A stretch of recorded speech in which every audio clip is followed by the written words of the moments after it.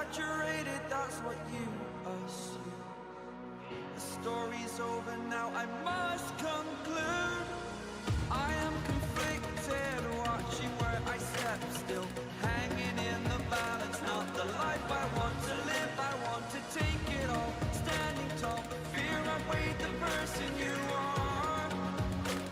Oh, break out, I've got to see.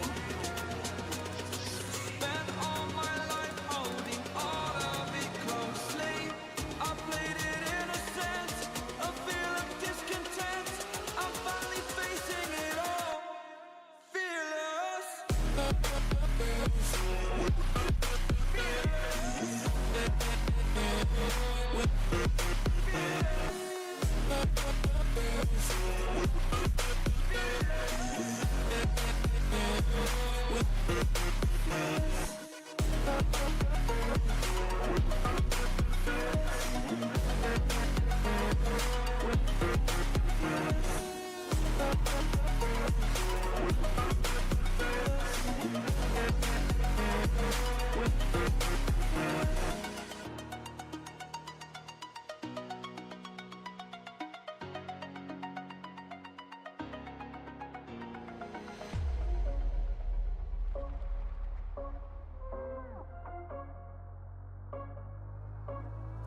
Rising with each beat of the music is bringing real flames in the fire that keeps burning.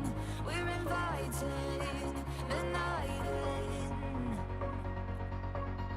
Welcome, my heart so full, I'm devoting myself to the night. There's no motive, we're just listening, we're existing.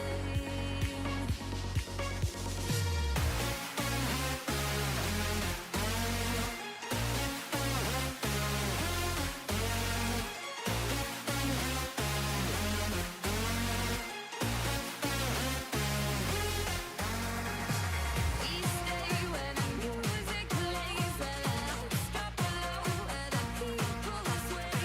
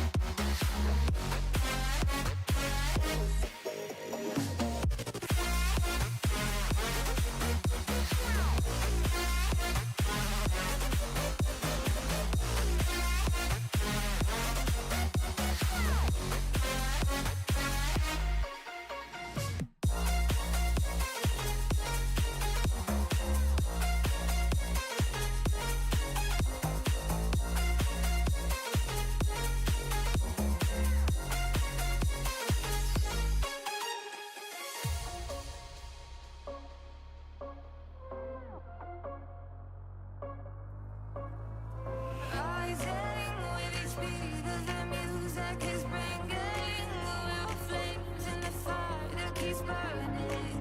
We're inviting the night in. Welcome, my heart so full, I'm devoting myself. Oh, baby. There's no motive, We are here. We are good. We are alive. existing.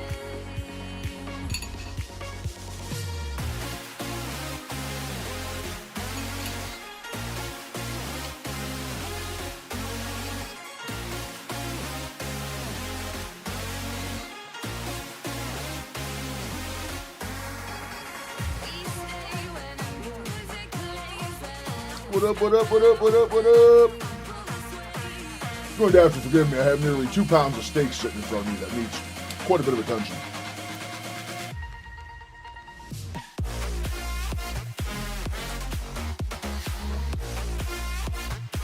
I'll hang out and munch away till we get some folks.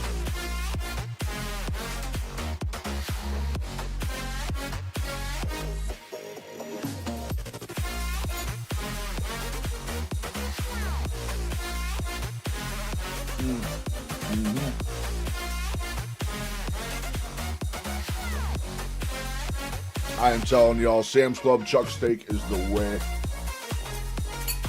It is the way.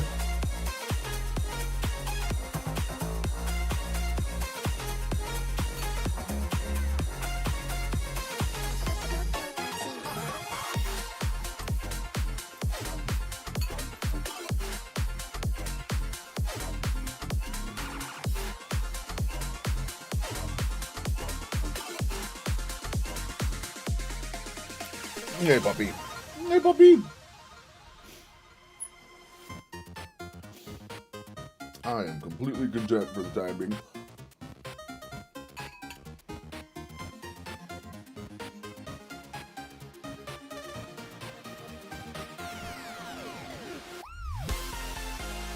Man, it has been a day of days.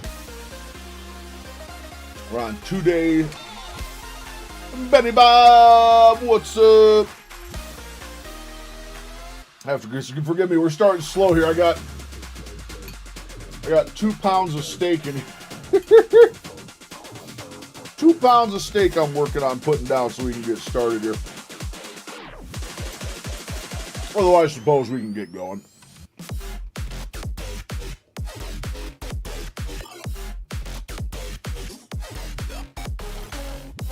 Hard to do commentary with a mouthful of chuck steak, though. And a puppy on your foot begging. I'm telling you, dude, Sam's Club chuck steak. It's the way to go. It is the way to go. I could live off of this. So easy, it takes like 5 minutes to make. Not even.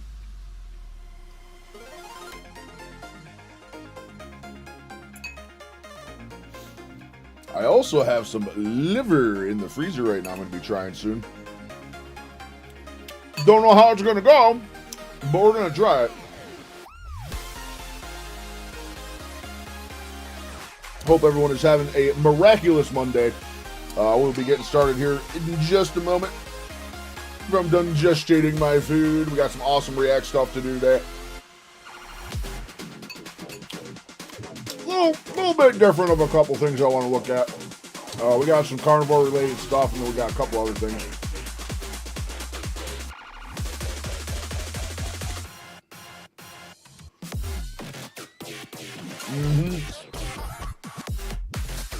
That's what I'm doing, Benny Bob. I had a pound of that 7327 beef out as well, but I'm good on 2 steaks, man. I think my next shot might just be like 10 things of this chuck steak.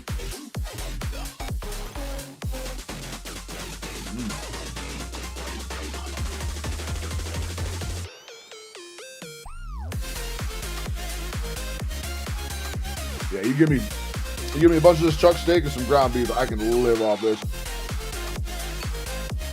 What are you making tonight, Benny?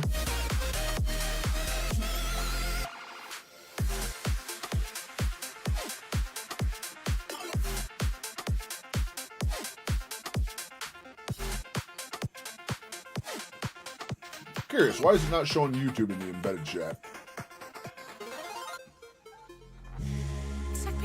Yeah, I hear you down there. I hear you. You're a very good beggar.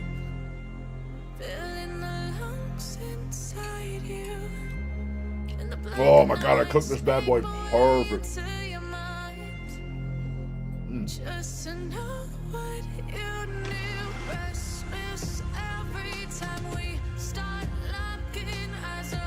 It has been quite the day, man. 2 gym sessions today.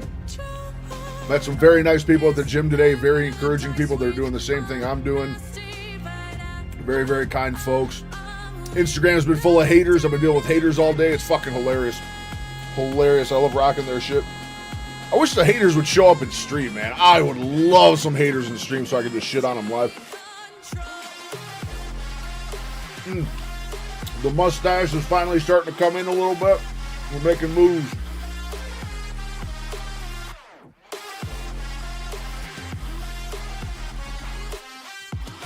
I got behind though. I'll tell you what, I thought my schedule was tight throwing a second gym session in there. Holy shit. Doesn't help that my gym is a 25-minute drive away, but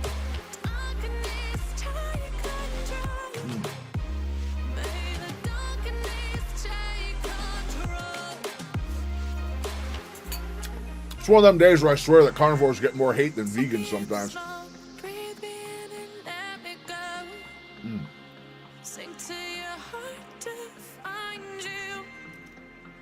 On a burger, 4 strips of bacon, a little kielbasa, 2 cups of cottage cheese. Yeah, that sounds like a fucking feast, man. I don't know if you can see this on the cam. Look how perfect that is. It could not be any more medium rare than it is right now. It's perfect.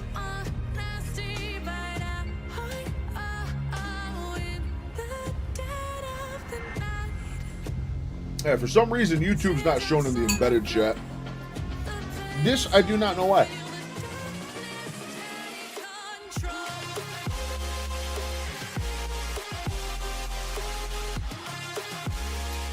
That's the big thing, but I miss having that diversity like you got right now. I miss that diversity, but we're at the start of week 4. We're on week 4 of fucking Lying Down. We're already a month into this shit. Close to. They do indeed.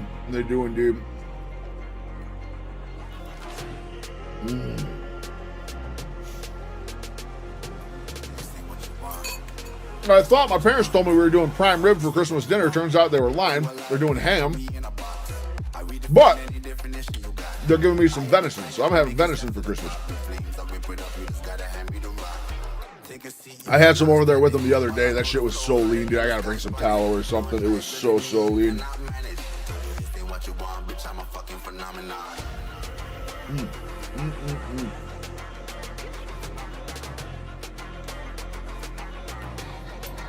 I'm telling you guys, if you're doing carnivore, Sam's Club chuck steaks. It's like $19 for 4 steaks. They're basically ribeyes. They're so marbled. They're so good.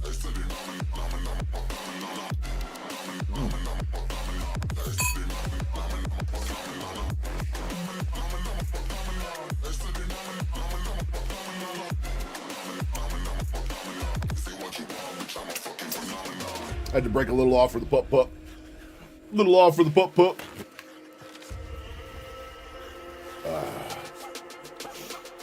It's the bowl that never ends. There's so much steak.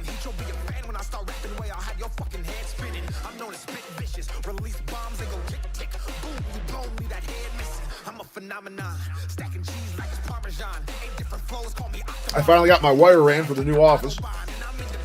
I'm all wired in the new office. Now I just need people to help me move. The joys of having bad knees and not being able to move my desks and dressers and all that stuff sucks.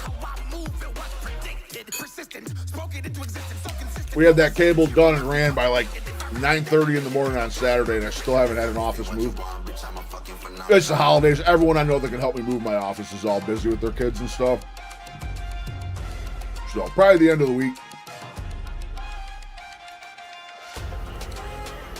I will be live tonight and tomorrow. Friday's potential. Friday's a maybe. Wednesday, Thursday, I definitely won't be live. First time seeing the wife in 6 days. I can't wait for a Wednesday.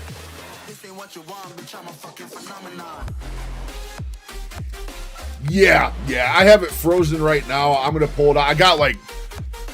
I finally found it. It's locally sourced, amazing farm. True fucking grass-fed, grass-finished. I know the guys that run the farm, but I could only get it in 2-pound bags, so I got 2 pounds of the shit. So I don't know what I'm gonna do. I think I might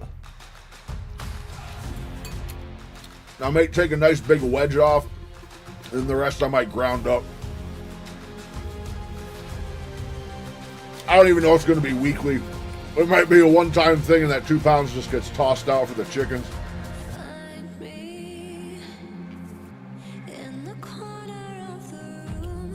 Holy shit, this is good.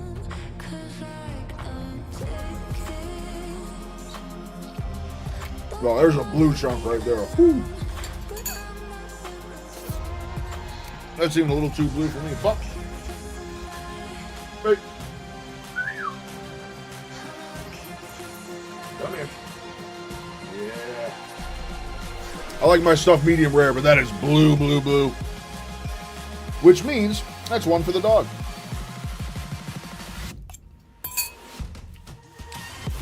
Maybe like 2 more minutes and we'll get ripping here. Sorry, I'm just sitting here stuffing my face in front of y'all, but I did 2,000 meters, 2 miles on the treadmill, and a big old sauna.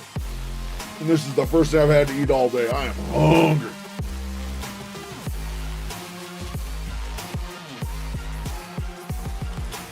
That, and I'm still super trying to finish eating 4 hours before I go to bed. And considering my new bedtime is 8 o'clock, cutting it close.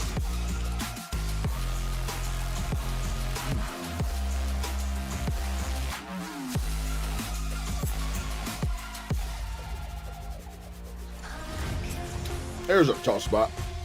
You catch a couple tough spots in here, but not many.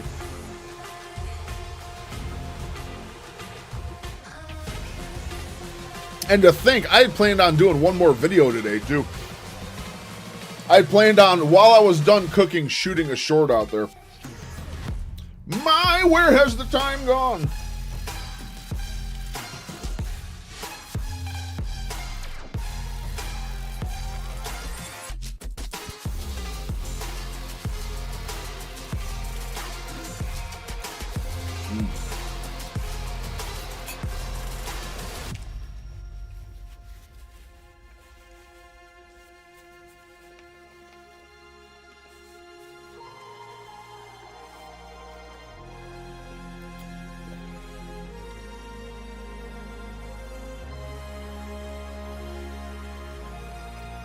Really?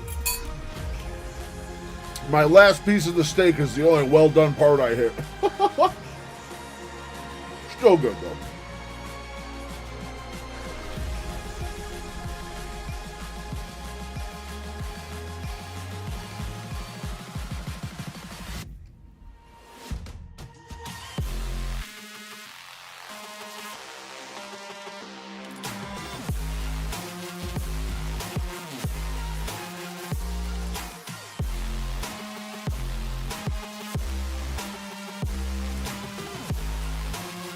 Done and done.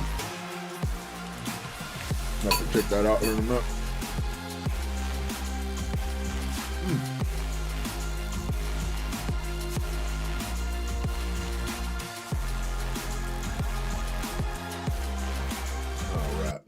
All right. So we're going to start it off with a real big change of pace from what I normally do here. We're going to start this off with the man, the myth, the legend, Mr. CoffeeZilla himself. And it was the big transparency day for Epstein yesterday. And I kind of want to see what happened, because I'm assuming it's complete and utter bullshit is what is going on. But we're going to take a look. We're going to see what CoffeeZilla has to say. He has been tracking this whole thing since it started. And yeah, let's see what happens. Transparency Day is here thanks to legislation which forced the government to finally release the Epstein files. Is it going to be Republicans, Democrats? The files they didn't have this whole time, by the way. Well, I'm going to start this out by saying that if you think you're ever going to see accountability for anyone on this fucking list ever, sorry to tell you, ain't going to happen, man. Who was on that island? I gathered all the documents they released, but first we have a little word from Todd Blanche, our Deputy Attorney General. So yes, so today is the 30 days, and I expect that we're going to release several 100,000 documents today, and then over the next couple weeks, I expect several 100,000 more. There's a lot of eyes. I'm going to show you. I'm going to show you exactly what the Epstein files look like. I'm going to show you exactly.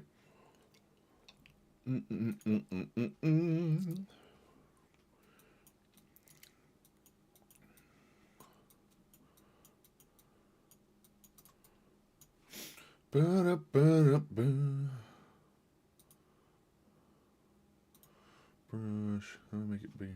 Scale it up.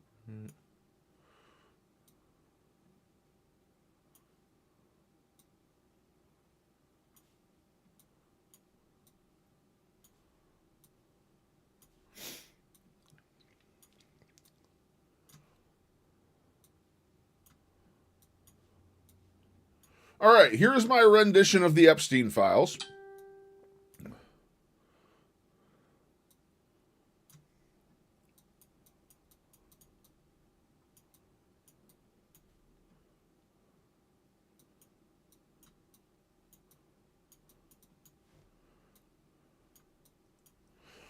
There you go.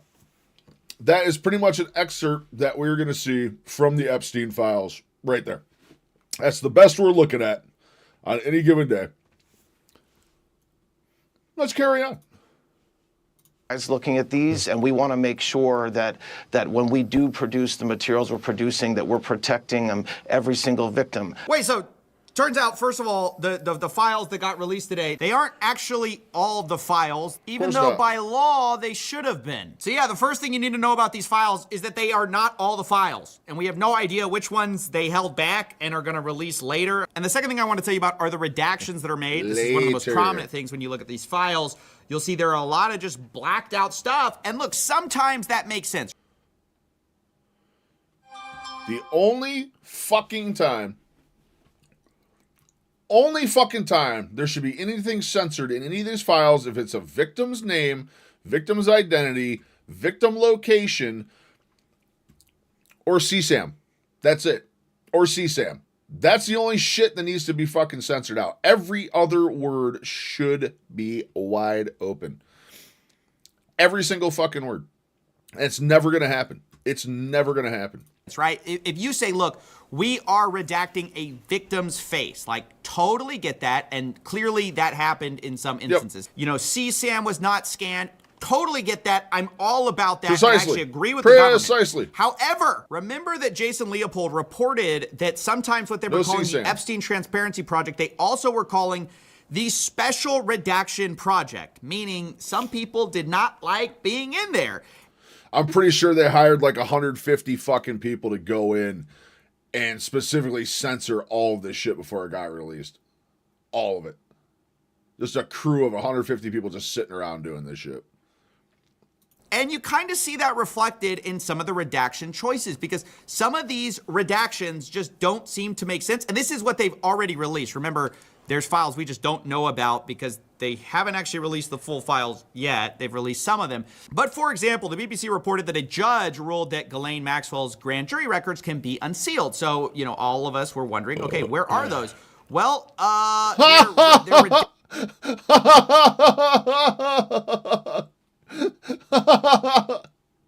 like, dude, I'll tell you, there will never be accountability. There will never be an ounce of accountability for any of this. redacted. Actually, 119 pages of some of these files were just like redacted fully. Like you couldn't see anything in these files. There's literally no details except it just says Grand Jury New York. And it's just like pages and pages of redaction. I mean, you can't see anything. This is part of the Transparency Act. So that is a weird look. But other redactions are also really strange. For example, we have this message among the documents where it seems to be Jeffrey Epstein getting a message that says, I have a female for him. It's like a note. Somebody left him a note. And they say, please call. I can't tell if that's her or him. But twice he gets a message. And both times it's a message that says, I have a female for him. But they redact the person who called, which kind of doesn't make sense. Like, isn't that someone you should be investigating? How is that a victim? That should be someone that's in fucking chains. But are they going to be? What do y'all think? They're going to be in chains? I don't think so. Maybe there's context that we're missing, but I want to remind you guys that there was supposed to be an explanation for even why they were making certain redactions, and they didn't. Here's one of our legislators talking about that. And our law requires them to explain redactions. There's not a single explanation for why that entire document was redacted. So yeah, already Transparency Day was looking a bit shaky, but let me just say there are some things worth looking at. So one of the big things that was interesting is that Bill Clinton was heavily featured in this whole thing. There's Bill in the hot tub with some a lady that is redacted, and Ghislaine Maxwell. This appears to be on one of his trips early on. I think it's pretty obvious why Billy Boy is so prominently featured. Like he's obviously is that Chris Tucker? Associated with Jeffrey. No, Chris Tucker. That was Chris Tucker, was it? That is 100% Chris Tucker. That is absolutely Chris Tucker. I'm pretty sure that was that Mick Jagger? I think it's pretty obvious. It's Mick Jagger too. Oh my God. That's why Billy Boy is so prominently. Yeah, that's Mick Jagger and oh my God. No. Featured, like he's obviously was associated with Jeffrey Epstein. He's a big name. He's kind of a scalp, if you will, and it gives the public something to think about. And the White House was trying to seize on that, obviously. Bill Clinton just chilling without a care in the world. Little did he know. And you have Caroline Leavitt, the press secretary, saying, "Oh my." But ultimately, this leaves a giant elephant in the room for them that still doesn't make sense, which is this. Like, you guys don't care about Bill Clinton. Why haven't these files been released before? Like, why has there been such a cover-up of the Epstein files if Bill was the only guy in it? Because I believe every single motherfucker is involved in this shit. All of them, dude. All of them, or they got people they're covering up. Fucking all of them. This ain't right, this ain't left. It's fucking all of them, man. All of them, and there needs to be swift retribution, and it's never going to happen. Right, because let me spoil the surprise. We just ran out of because while Billy retribution. Boy's featured We multiple just ran times out. with Fresh multiple out. women on the plane and hot tubs, Trump is barely featured at all. The only Shocking. pictures of Trump are some desk photos. He's not even in the picture. It's just thin. There's basically nothing relating to Trump that is that interesting. And people's point is like, well, that's a little weird, right? We know that they were all kind of involved. We know Trump and Epstein were, heavily associated together. Not saying there's some smoking gun or anything like that. I don't have any special information on that. But we know there are going to be files related to this. Like, it's obvious. We already have leaked reporting that they had him in the files multiple times. So it's like, where are they? And that's going to leave a lot of people unsatisfied because, of course, it's like, well, then the Epstein files really haven't been fully released yet. Now, there were some other interesting... Actually, I'll show you where all the names are. There they are. There they are. Oh my God. Oh my God. There they all are. I found them. mentions. Michael Jackson made a cameo in some of these with Epstein. Yeah, MJ makes sense. Is that Letitia? Is that Letitia Jackson? And with Bill Clinton, I'd say the Rub-a-dub-dub, thanks for the grub. biggest finding, in my opinion, was this document right here, which just corroborates something that has been alleged for a long time, which is that Maria Farmer, she warned the FBI about Jeffrey Epstein back in 1996, and they just basically didn't do anything with it. Now, the New York Times reported that the FBI has never publicly acknowledged her original report, even to Mrs. Farmer. So yeah, this lady, this victim, had been talking about how she had reported Epstein a long time ago to the feds, and the FBI had never confirmed that, but today we have this, which it says that the complainant stated that she's a professional artist and took pictures of her sisters, 12 and 16 years old, for her personal artwork. Epstein stole the photos and negatives and is believed to have...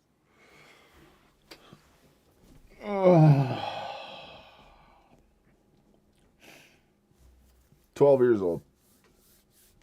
12 fucking years old, dude. Unfucking-lievable. sold the photos to potential buyers. Epstein at the time requested blank to take pictures of young girls at swimming pools. Epstein is now threatening blank that if she tells anyone about the photos, he will burn her house down. This was back in 1996. And apparently nothing happened. I mean, obviously Epstein would not get arrested for a long time later, and then he got that sweetheart deal. So this is both a vindication to one of the victims of Jeffrey Epstein, and it's an indictment of our law enforcement, because obviously they were tipped off on this way before. Actually, it's interesting, there's this complaint out there where allegedly Maria Farmer, while reporting this mid-sentence, the FBI hung up on her and did not make an attempt to follow up. It's just like one giant fumble after the next. So yeah, that's probably the biggest thing that got revealed. Fumble or tactical? You be the judge. I want to say that some people had long not believed Mrs. Farmer, according to the New York Times. And so after the release of these files, the New York Times contacted Ms. Farmer about that report, and she broke down in tears about it because, of course, it had totally vindicated her. So those are probably the biggest findings, but there are some sick things we probably should address. Like, these were some notes that were taken about Jeffrey Epstein and some girls he was trying to procure. It says, quote, at one point, blank witnessed him asking for ID to girl, wanted to make sure she's under 18 because he wasn't believing them. Blank messed up by bringing more older girls. Oh, my sweet, gentle fuck.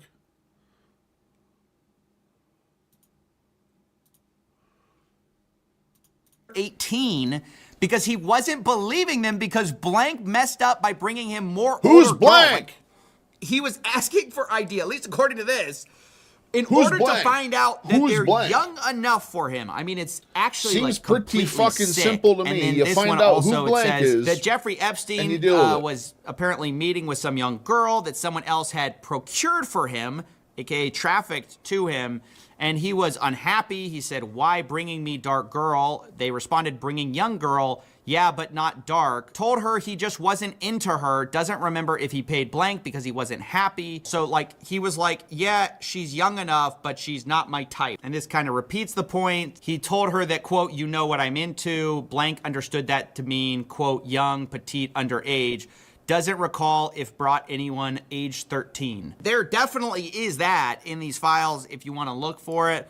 I don't suggest you do. You'll want to take a bath afterwards. I mean, there's some weird like photo albums. Once upon a time, there was a clueless little girl. I mean, you know, it's really sick Jesus stuff. I don't want to fucking belabor the Christ, point. dude. There's also this stuff from the House Oversight Committee. So just to be clear, while the government was like releasing their files, the House Oversight Committee, specifically the Democrats, released like a select number of photos as a kind of a teaser to this whole thing. Now, I haven't talked about this, but some of them are really weird. Like a girl has Lolita quotes written on her. If you don't know what Lolita is, God bless you. This person says, I will don't send you actually. girls now. Maybe some will be good for Jay. She asks $1,000 per girl.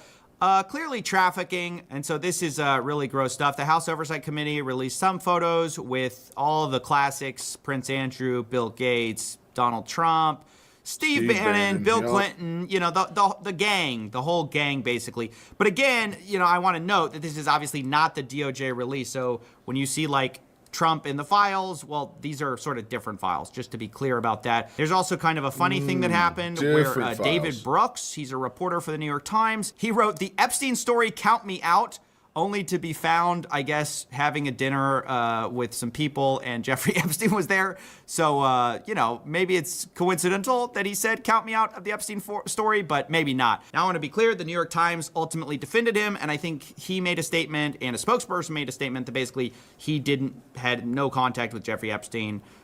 Basically, all these people issued similar statements, like, "I didn't know him." I didn't know what was going on in there. No one told me nothing. It's the same story for every single fucking one of them. Or "I didn't know what he was up to," or, you know the thing by now. I guess I don't have to put those caveats in. You know all these people. I didn't know deny it. nothing You know was all going these on people here. say, "I had nothing to do with it. I had nothing." And to be fair, you know, probably some of them did have nothing to do with it. I just don't believe none of them had anything to do with it. And that's still kind of need the to get problem grilled. of these files. It's like, okay, all these guys are hanging out with Jeffrey Epstein. They're all around him, and he's around young girls. A lot of times they are around him, around young girls. But of course, none of them had anything to do with it. Like, that's basically the state of the affairs. And right now, we're just getting sort of another partial look. Like, are we getting Epstein Transparency Day? Or are we getting like the special redaction project? It feels more like the latter, honestly. And I don't have high hopes for even the stuff they release after this. I know they're saying they're going to do a rolling production or whatever. But given Nothing how much ever they've already happens. redacted with very little clear explanations as to why, I just don't think we're going to get much. And even if we do, it's going to be hard to trust it. I mean, that's part of what makes this so challenging. The government has given you no reason to trust them on this issue on both sides, frankly, to be fair, but especially this administration, which ran on releasing the files. But literally since 1996, we have been failing victims. We have been failing the public in protecting them, and we have been failing to disclose what we really know. And this seems like more of that. Sadly, you know, a lot of us thought that this was going to be the end of it. This is going to be the grand day that, you know, ended it all. But it seems like, I'm sorry, but if you're one of the people that thought real information was coming on Transparency Day, I got a bridge to sell you. Just saying. Just saying. that's not going to happen for a long time. So I'll continue to keep you updated. But yeah, that's basically all we know so far. Awesome stuff. Mr. Voidzilla, a.k.a. CoffeeZilla. Awesome creator. Awesome creator. He's been keeping up with us since the beginning. Yeah. Okay, that is literally Deep Impact. We're not The going Epstein to do file- that. We're not going to do that. That might be a copyright issue if I just blatantly stream Deep Impact. Not a bad movie, though. Elijah Wood, Morgan Freeman. In the long, thin strip. All right, since we started with this one, I kind of want to look back on that the stuff that happened in Australia a little while back. I heard about it. I didn't see much on it, but I am very curious. And my favorite little Australian, Miss Sydney Watson, is about to break it down for us. Hi, my name is Sydney. Welcome back to hell. And hell, everything is indeed lately. In really the Yes. only positive news that I have to give you right now, I've been trying to get my hair to go back to being curly because it used to be very, very ringlety. And look at this little achievement, this little janky curl that we have here. Look at that. Like a springy guy. Good. That's what you call curls? That's what you call curls? Come on. Come on. No, actually, Rob, if you're just showing up, you just missed the whole Epstein portion. Rob, look, we've been reviewing the Epstein files.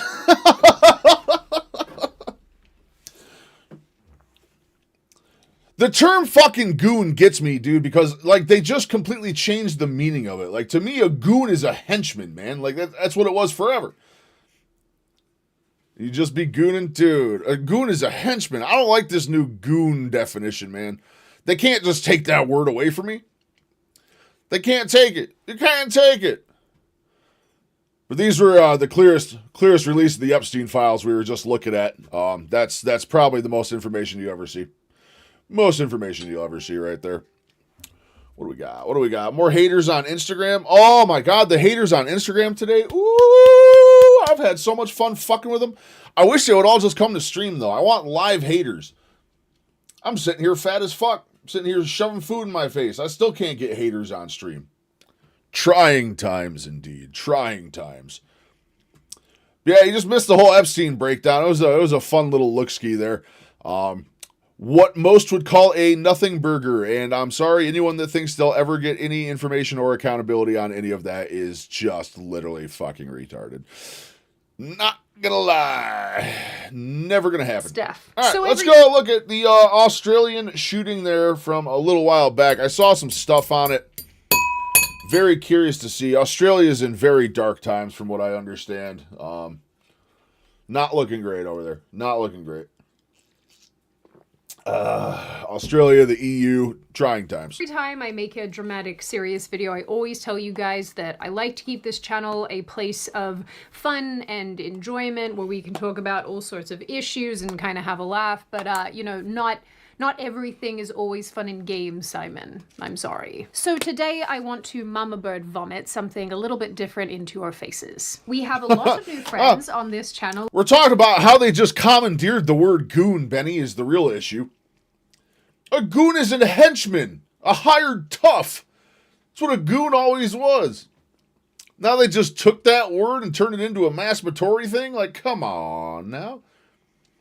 I say it all the time, that you're acting like a real goon, and people just look at me like, what? What? What the fuck did I say? Not happy with that. It's one of my first old people complaints is the term gooning. Not a fan. Not a fan. I get it. I get why it was selected for such, but I don't like it.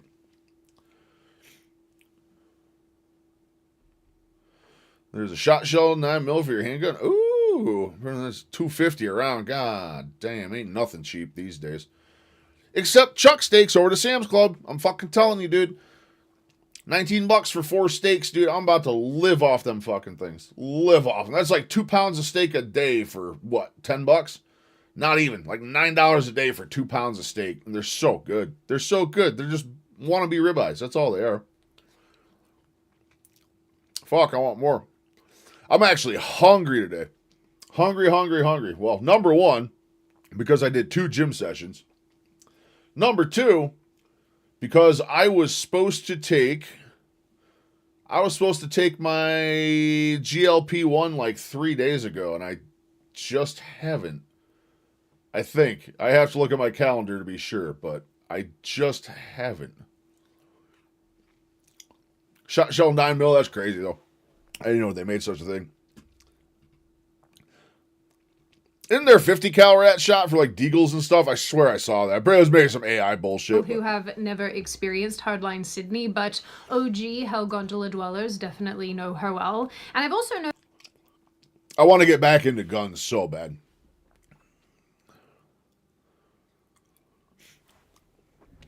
You know the problem with that, Rom?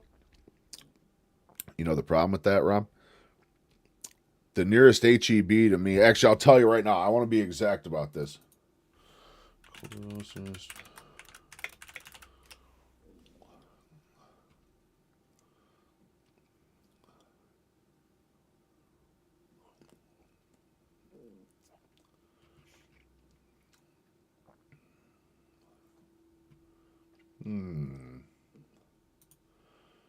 HEB store locator.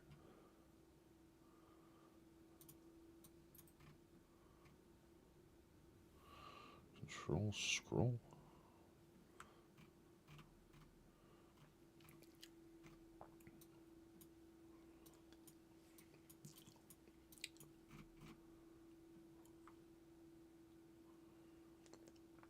I'm about 1,870 miles away from the closest HEB, by the way. It's not bad. I'll drive down there and get some. I'll drive down and get some. I'll have to cook it there. It ain't going to make the trip back, but quick 4,000 mile loop real quick to get some HEB. Doesn't sound like the worst decision I've ever made. Why does it only have to be in Texas? I hate it here. Notice that a ton of people who are also here now are classically liberal, and so some of the things that I probably have to say here will not resonate with you guys quite so much, even though I know a lot of you are open-minded, but I am actually just asking you to hear me out. I just want everybody to understand that I'm not saying what I have to say because I've got some ill intent towards people who are not like me, but rather because I am very distressed about the trajectory of my home country and also America. I just wanted to know specifically how far away I was from an HEB to cause myself pain. We have Wegmans here. Wegmans is about as close as it gets to an HEB. Fantastic store. Very expensive, though. Very, very expensive. And, you know, I think that I should be able to articulate my thoughts about wanting to preserve my heritage and my ancestry and my country. This video is obviously not sponsored because I thought that would be poor form, but if you do like me and you like what I have to say and you want to support the channel, consider going to my tea company, which is linked in the description box, and buying yourself a box of tea or several boxes of tea. I work very hard on them and I like that you guys enjoy them, so consider doing that. I have heard from a close source that her tea is very, by very now, good. A couple of days ago, my home country, Australia. Yes, I am Australian. I know I don't sound like it, but I am. Australia, particularly Sydney. Oh, she's Australian. I thought she just had peanut butter stuck in her mouth this whole time. Hard to understand her a lot. Suffered a terrorist attack where two absolute scumbag POS people went down to Bondi Beach and shot up a bunch of civilians. They killed a little girl. They killed a Holocaust survivor. They killed 15 people. And they wounded 40 plus other people, and Lord knows how many of those people are actually going to make it and, you know, potentially add to this death toll. Obviously, I have so much to say. Oh, it's not sliced. It looks like a whole one. It's like 2.5 pounds, something like that. I don't know if that's a whole one or a slice off, but it's not sliced into pieces. It's a very large chunk. That's all I could get. Say about how this has been handled, because like the rage I feel right now is just insurmountable. I am so sad and I am so angry. And part of the thing that has burned me up so much has been the political response to this from Australia's leaders and politicians. No, she just had peanut butter stuck in her gums. That's all it was. Nah, it's more the British. I have homies on Xbox that are so British, dude. Like, I need a translator for it. Yeah, Uncle Pub, get me a point of fucking Bollingtons. Ain't that right fucking true, then? I really have to use the whole side of my face to do a British accent. It's wild. Imagine just talking like that. Crazy stuff. Whatnot. But also what's been very frustrating has been the response from people in Melbourne and Sydney, particularly the cities themselves, the city dwellers, who now can... Australia seems so cool, dude, but I will never go there. I have a very large fear of insects and creepy crawly things. I would not survive down there. That entire country is just trying to kill you. I don't know how they do it down there. Consider themselves to be experts on immigration and also on guns. So that's fun. Of course, this would have been the perfect time for Australia's leadership to condemn extremism and Islamism and terror, but instead the Prime Minister took the time to go after guns and far-right groups. Yeah, he did a Keir Starmer. sounds And about obviously, right. I have a million and one things to say about that specifically, rationale like of how unhelpful Australia, of a man. response I think this is. But I think one of the things that stood out to me about the response from leadership is that there is no incentive at all for not only Australian politicians, but also Western politicians in general to prioritize the safety and security and well-being of their actual native-born, multi-generational citizens. I think over the years I have become quite moderate on a multitude of issues, but since I started this channel and since I started posting content all these years ago, one of the issues that has not changed for me has been mass migration. And Dude, yeah, I ran into some shit in fucking Texas. I remember being out in West Texas. We were in a hotel out there working, and there was a gap at the bottom. We were on the ground level of a hotel, and the bottom of the door had a gap that fucking big on it. I remember thinking, like, man, I wonder what kind of creepy crawly shit can get in here. And yeah, as soon as I open the door, I see a tarantula about the size of my face go scurrying across the parking lots. Huh. That's going to end up in my bed later. Black widows. Dude, Louisiana too, man. Louisiana's got all sorts of wild shit down there. All the black widows I ran into and shit. I never got bit by one, but god damn, man, they were just everywhere. Absolutely everywhere. bringing people into Western countries who fundamentally hate us, hate our way of life, hate our culture, and do not share in any way, shape, or form our value systems. And really, this is one of the issues that I find the most radicalizing, if I'm being honest. Events like the Bondi shooting should force us to confront some very uncomfortable truths about what is happening in Australia, but inevitably The gun stuff the Aussie government is saying is so dumb. The AK one of the guys used to carry out the attack is not allowed to be imported unless it's rendered entirely non-functional, which includes pouring metal into the barrel to plug. Yeah, dude, like that's the thing, man. Like you can have all the fucking gun laws you want. It doesn't matter. Criminals are still going to fucking get them. Look at Chicago. Dude, Chicago has the strictest gun laws in our fucking country. You know how many fucking murders happen there? Oh, they go other places and get the guns and come back. They're always going to go other places and get the fucking guns and come back. All gun laws do is make it harder for law-abiding motherfuckers like me to get shit. That fucking simple. that doesn't happen because blame is seemingly always Which I currently do not have any guns around. As you guys know, I've talked about it numerous times. From the weight, my joint damage to Lyme disease, I've had severe depression for many, many years. So I decided it was a very smart thing several years ago to give all my guns to a family member. I am conquering my depression. I am slowly getting back to where I want to be, but I'm still not back in the state I'm going to have a bunch of guns around. I'm not having bad thoughts or anything, but you know what I mean. You never know when a bad night happens. I want to be in a lot better state of mind, get another 150 pounds off, and then I can't wait. I want to go shooting again so bad. So bad. Includes pouring metal in the barrel to plug it. Jesus Christ. is diverted. Always blaming the weapon, the gun, the machete, the knife, rather than the people and the ideology Guns kill people and spoons made me fat. Just remember that. Spoons made me fat. and the cultures that lead to these mass casualty events. And not even mass casualty events, just horrible, horrific crime in general.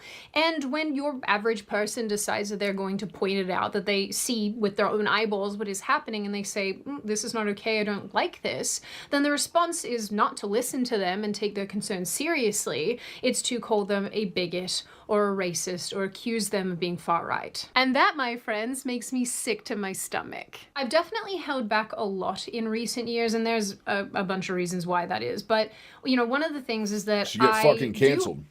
You have one opinion out of line and you have a channel with 1.1 million people, you get fucking canceled. It's that simple. That's why you can't speak out on this shit half the time. Shit, I got 6 mofos in here, man. What are you gonna do? Cancel me? Oh no. I'll say what's on quite my a mind. I don't give varied a shit. audience on this channel, and it's never been my intention to make anybody feel lesser than, except for radical leftists. You guys are giant homo. But I think the Sydney event and some of the other Oh, she's events that have fantastic. happened recently have just sort of pushed me to the point where I don't feel like being nice Mr. anymore. I Lion, don't wanna what be is nice going anymore. on, my friend? What is I have going hit- on? Not much, dude. Had a hell of a day. We did 2 gym sessions today. I did my 6 a.m. session. I came home. I felt like I didn't do enough, so I ended up going back to the gym about noontime. Came home. I got home. I housed 2 pounds of steak. Some nice chuck steaks I got from Sam's Club. They were absolutely delicious. And that's about as much as I've accomplished today. I got like 3 shorts done. I got to put another short out here in like an hour. I'll probably be scribbling on my phone here in like another hour and stream. I got to get one more short out for the night. I had intentions of shooting a 4th one, so I didn't have to do anything tomorrow, and I could just do Christmas stuff because I'm slowly becoming that guy that's going to have to do all my shit on fucking Christmas Eve, and I'm not happy I got here. How's your day going, Line? Hopefully everything's going good for you, brother. How's your stream going? I haven't had a chance to check out your stream. The Lion Diet. Lion Diet is now known as LYON Diet. Oh, I'm almost a month into Lion. I say almost a month. We're starting week 4. Today is the start of week 4. I have 2 months and 6 more days to go, and I can have shrimp and lobster and goddamn eggs again. Holy shit. Yo, let's go, dude. Under 300. Let's go. Let's go. I had a shitty weigh-in today. I did not have a great weigh-in. I was up 2 pounds from my Friday weigh. I was talking to Bucky about it earlier. I know we talked about this in the past. Now that I got a lot of the main guys around here right now, what do you guys feel? I really think I'm going to go down to 1 weigh-in a week. I don't think I'm going to do the 2 weigh-ins a week anymore. There's so many fluctuations. There's so many ups and downs. I think I'm going to go down to 1 weigh-in a week and then measurements. Now that I'm doing measurements as well, I'll probably switch measurements to Mondays. No, I can't do that. Measurements have to stay Wednesdays because that's my wife's only day off. I can't measure all my shit by myself. So we're going to have to see. 1 weigh-in a week is fine. Yeah, that's what I'm thinking, dude. Like, I'm just torturing myself with these fluctuations and shit. I'll just split it up. We'll do 1 day a week will be measurements, and the other day will be a weigh-in. We'll probably do. What do you guys think though? Friday or Monday? I think probably keep Friday. The doctors say I need to be at 185 to be in healthy range for BMI, so over 100 to go. That's crazy talk. Yeah. That's kind of what they said to me. They're like, well, we get you down near the 200-pound mark. I'm like, lady, there's no way I'm ever going to weigh 200 pounds. 250 is a long shot. 250 is a long shot for me. I mean, you guys see me. Like, have you seen the weigh-ins? Have you seen the way my skin's starting to hang? And I'm like, that's what I'm thinking around. Keep the Friday. I'll do Wednesdays measurements and Fridays for weigh-in. I think that's really good. And that ducks around Reed's weigh-ins and all that shit, too. I don't feel as bad. Reed went back up. I'm pretty sure Ethan went back up a little bit. So all the main guys are doing this. They kind of chalked it up a little bit. Yeah, somewhere like they just have a chart. Like, dude, they don't take into account bone density and muscle mass and all that stuff. Like, dude, 185 is whew. And you don't even look obese, dude. You really don't. When you see on stream or your videos or anything, you really don't look that overweight. You carry it very, very well. All right, hear me out. Did you ever use 9mm in place of 22 long rifle? I'm trying to figure out why FMJ or Hardcast Life for squirrel, rabbit, and coons wouldn't be plenty. Oh, it should be fine. I think it would be fine. I've never really hunted small game. I've only been a deer hunter. I've never done small game. I've never done turkey. Turkey's just birdshot. That's all you do for that. Place of 22. Squirrel, rabbit, and coons, wouldn't that be plenty? Honestly, if I was hunting anything that small, squirrels, rabbits, coons, I mean, it sucks pulling the BBs out, but I'd honestly just use buckshot for any of that stuff. No aim, no brain. Point in general direction and win. I got a beautiful side-by-side. Double barrel. Beer belly for you? Yeah. Yep. I carry it everywhere. I carry the weight everywhere. I got the man boobs, which are starting to sag, dude. I'm starting to have so much extra skin. He does. I don't know, man. 200 pounds is my goal. I'm going to keep pushing. I know loose skin is a thing, but would you do me a favor? Look up the Scottish man who fasted. His name, he lost hundreds of pounds. He had no loose skin. Scottish man. Let's see.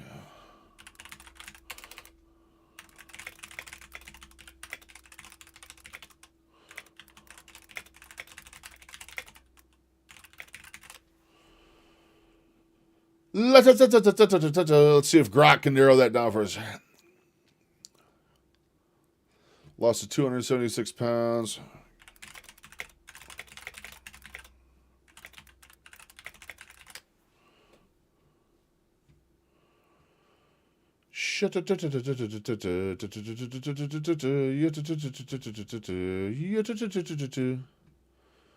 Minimal loose skin after the aftershots. Angus Barberi, who went 380 or 382? Yeah, 382 days without eating. Holy shit, dude. Wow, he really does. I mean, he's got a little bit, but dude, that's like nothing. That's like nothing.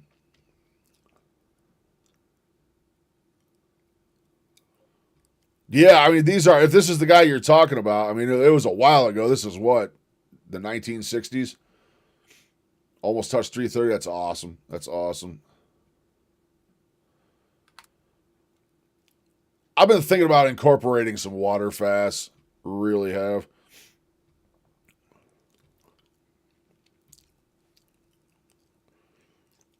(1965 to 1966). He did it all in just over a year. He fasted. This extreme method is highly dangerous and not recommended today. Modern guidelines strongly advise against prolonged fasting without medical supervision due to risks like nutrient deficiencies and organ strain. His history remains one of the most extreme documented cases of massive weight loss without the typical excess skin issues. The water fast record holder? Yeah, he is, Billion. Yeah, he is for sure. Yeah, he absolutely is. I mean, holy shit, 382 days. 18, at age 27, you're on a medical supervised fast listing, going from 456 down to 180. It's crazy. Tea, coffee, sparkling water, vitamins, electrolytes, and yeast extract. Maryfield Hospital in Dundee. That's crazy. Damn, he could still have coffee too? Shit. He better off than I am. I'd quit eating food. If I could just have coffee, dude, fuck. You give me a nice coffee with cream or a fucking G-Fuel, dude, I'd be fucking fine. I don't need to eat shit. I ain't gotta eat shit. I do really, really, really have to start looking into ways for avoiding loose skin, though. And I feel like, man, my nose just started congesting on me here a little bit, man. And 2 trips to the gym today. I don't know what I touched there. I am praying I'm not getting sick, though. Yeah, oh yeah, you want a front end load for sure. Absolutely, you want a front end load. Hold on, before it happens, and I just quit paying attention, I gotta plug my headset in here because it's gonna die, and then all of a sudden I won't have sound, and I'll try to find the thing. Longest you went was 5 days. How'd you feel during it, Brilliant? Curious how you felt. Don't need any of that stinking creamer, dude. I love creamer. Not even creamer, man. Just whole milk. Some whole milk, some half and half, something like that. Oh, man. Honestly, if I was going no cream and coffee, I'd rather just do black tea, to be honest with you. A nice like Earl Grey or something like that. I'd rather drink that straight than coffee all day. Absolutely. That's all I was really drinking when I was doing base carnivore was black tea with cream or there's a brand of black tea, bottles of black tea. I get that's literally it. It's just tea leaves. Tea leaves and nothing else. 0 calories, 0 sugar, 0 anything. Minimal caffeine. It's really, really good. I just like dairy. That's all it is. Total Hey, and puppy. complete burnout, and I can't pretend any longer. Australia does not have a culture of violence. It never has. The Australia that I grew up in Fuck no, it's a bunch of kangaroos and beachgoers, man. That's it. did not And a fucking goddamn America-sized desert in between like 3 cities. have Sudanese gangs running around hacking people's limbs off. It did not have Islamic attacks. The worst, really, I think that you could get was a bunch of goofy idiot kids breaking into people's cars and badly stealing whatever money they could find out of the Unsweetened matcha. Now that's an acquired taste. I can't say I have. Cannot say I have. Matcha, isn't that like the Dubai chocolate? It's the green shit, right? The green shit, or no, that's That's something else. What the fuck am I thinking of? Euphoric from what? Oh, I think he might have meant Bullion about the fast. Out of the thing with, what's the thing called in the front? The little thing? No, that was Bullion. That was Bullion, Benny. Not lying. It was Bullion that had the fast. It was good. I found a program where it was 2 to 3 days water fasting and eating one meal and then doing another round of fasting. When you first get started, it takes a bit of effort to get past. Oh, I'm sure at first it takes a while to get through.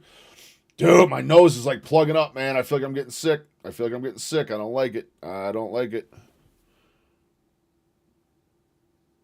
Interesting. I do feel a little warm.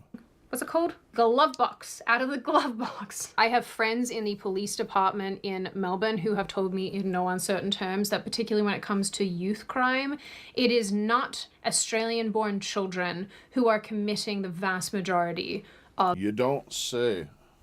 crime. So do with that what you will. But my Australia, the Australia that I grew up in, the Melbourne that I grew up in, that I was very happily living in until, 48 hours. That's about the most I've ever done, too, is a 48-hour stint. And that was more... I've probably gone longer than that, but it was like severe sickness, you know what I mean? Like stomach flu, something like that. Every time I have a stomach flu, I can't eat. I just do fluids. I've probably had stomach flus where I went like 3 or 4 days. Chewing gum solved? Yeah, gum's my go-to. Even online, I don't care if anyone calls it a cheat or not, man. I still use chewing gum. Just driving. I was a smoker for so long that I still use chewing gum in the truck. My brain still goes to that spot where, get in the vehicle, light a cigarette up. To green tea in powder form? No, I've never tried it, Lion. Definitely never tried it. I like Earl Grey black tea and then like spice chai. Spice chai black tea is really, really good too. Those are like my 2 go-tos. 5-6 years ago is gone. And I am so heartbroken about that. I think the issues that we are seeing on repeat now are a symptom of a deeper problem tied to the destruction of Australian culture, to diluting Australian culture with everybody else's culture, inviting people into our country who hate us and hate our way of life, and the tolerance of all of this. And I want to be very clear about this. If you come to my country and we let you into my country, you should be a model bloody citizen. Your intention Suck it up and suck on a marble? to be Yeah, the fuck best that. Australian that you I need my crutches. I'm conquering the food part. I'm still trying to tackle all the other shit too. All the other bad habits I have across the board. Trying to get rid of all of them. Every single piece of negative shit just got to go. It's a lot, dude. It's a lot on your psyche to redo your entire life at almost 40.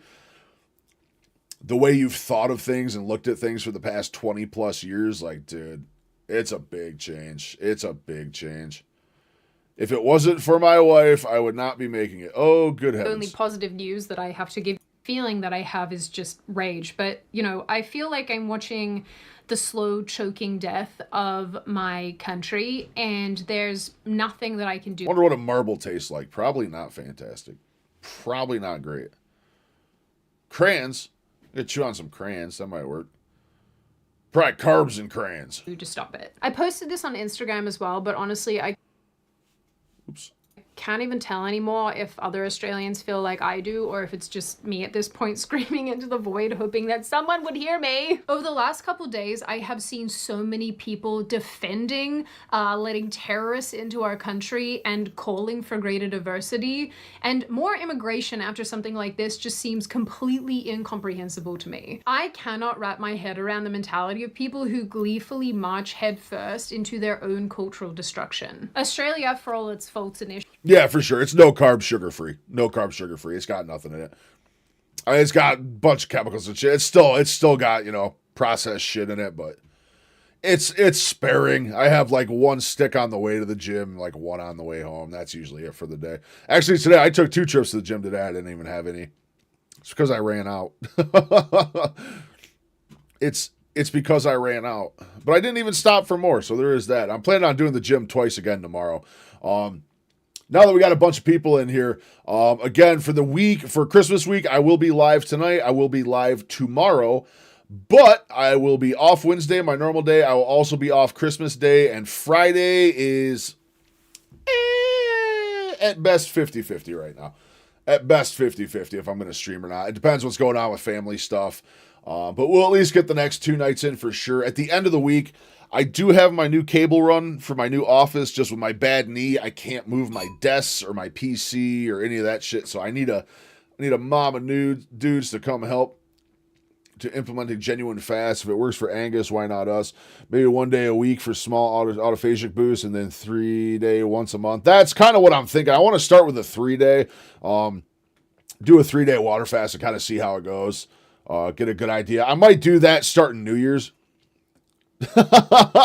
Crayons virtually have 0 carbs according to the G. Interesting. Most interesting. But, yep, so the week, that's going to be the schedule. I will still have a bunch of videos out over the course of the week. But I will definitely be taking some downtime for Christmas. I will be coming back with a fury the week after. We are on 2-a-day gym sessions right now. We're going to be going absolutely fucking megaton. And I feel like, I don't know if you guys can hear me sounding stuffy right now. Oh my God, I feel like my nose is plugging up. I feel like I'm about to get sick. So we're going to see what happens with that. Hopefully I'm not getting sick right before the holiday here. That would absolutely suck. I haven't been sick on carnivore yet. I have not been sick on carnivore once yet. That being said, I was at the gym. And I try to wash my hands like every few minutes when I'm at the gym. But W for crayons. Yay, we can all eat crayons. Issues was once culturally homogenous. One flag, one language, one people, one cultural identity, one value system, one legal system. And now, yeah, it's nice and diverse, but it is so fragmented. Right, People have created their own parallel societies that exist alongside Australian societies. We have ethnic enclaves where it's genuinely uncomfortable to go in your own country as your own Australian citizen. It's uncomfortable to go to these places and you feel deeply and inherently unwelcome. We have different groups of people who've basically created their I dropped it own on purpose and then I went legal back. systems that they I tried to put it back on and it enforce didn't in come their back own on real quick. It communities. flicked They in, have came back out real quick. loyalties to anything and anyone. I'm also but using Droid Cam Australia from a and cam. I don't even have a Australians. webcam. I I'm using obviously an have a ton of friends old and Galaxy family Note who phone still live in for a Australia in webcam. multiple It cities, works. but particularly my friends It works. who I are don't know in if I'm going to be able to do Melbourne that on have told Streamlabs me when I that switch over next week, but we'll see what happens. Be live tomorrow. I'll play some X-Plane 12 with a new airplane that I just bought on my other channel. I'm experimenting with not telling anybody about the channel, just see how it organically grows and gets subscribers over there. Hell yeah, dude. Do it up. Do it up. Try different strats, man. That's what I do. I change it up all the time. It'll be on YouTube only as an experiment. Yeah, dude. As I said, just test the waters. That's the best way to do it. Just keep testing the waters. See what works. See what doesn't. That's kind of what I'm doing to this day. I mean, it's so random what works and what doesn't. The things that you think are going to work great don't. And the random shittiest things you put out end up doing the best. It's wild. It's absolutely wild. It's wild what platforms take off too. Like YouTube was the main one. I had nothing on Instagram, nothing on TikTok, nothing on Facebook, and YouTube was everything. And then all of a sudden YouTube started tapering off, and now like Instagram. I'm an Instagram main right now. I mean, I got videos at 150,000 over on Instagram. I have like almost 300,000 views in the last couple of weeks on Insta. So we're blowing up there.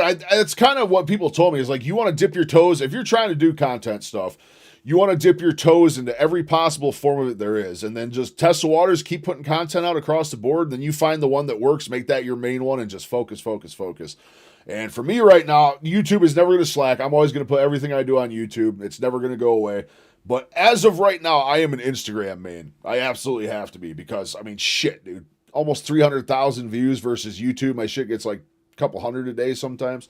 So you go where the work is. You know what I mean? I've been doing that channel for less than a week now, and I already have over 5,000 views on shorts and over 25 watch hours. But of course, those watch hours don't count for anything since they're shorts. Yeah, the shorts don't count towards it, sadly. The shorts, it's either for watch time, it's either got to be long form, and for the shorts, it needs to be views. You need like 3 million views in 90 days on shorts to be able to break through the paywall. Which, dude, getting monetized on YouTube is no joke. It's fucking difficult. It is downright difficult, dude. I've been going for. This is my 5th month. I'm in month 5 of doing content. I started, actually, I'm like the tail end of month 4. I started like the tail end of August is when I started doing my content stuff.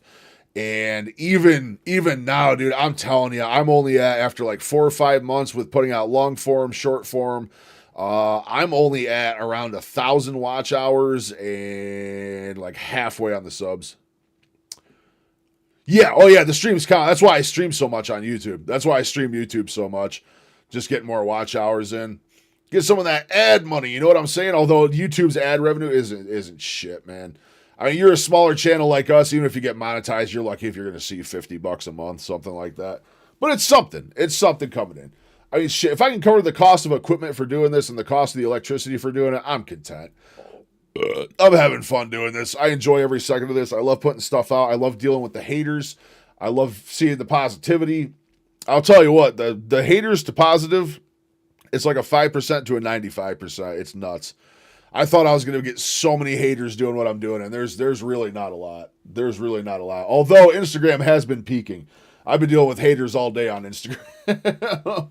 And having a blast doing it. I love the haters because none of them know how to talk shit, and I do. That when you go to the city, it's like playing Spot the Aussie. There's no Australians to speak of. It's just, you know, foreign-born people everywhere. It was not like that when I was growing up. I have acquired a pen. It was not like that when I was growing up. It was not like that at all. I do that shit really constantly. Every time I sit here, I got my majestic jar of pens and highlighters, and no matter what I'm doing here, whoop!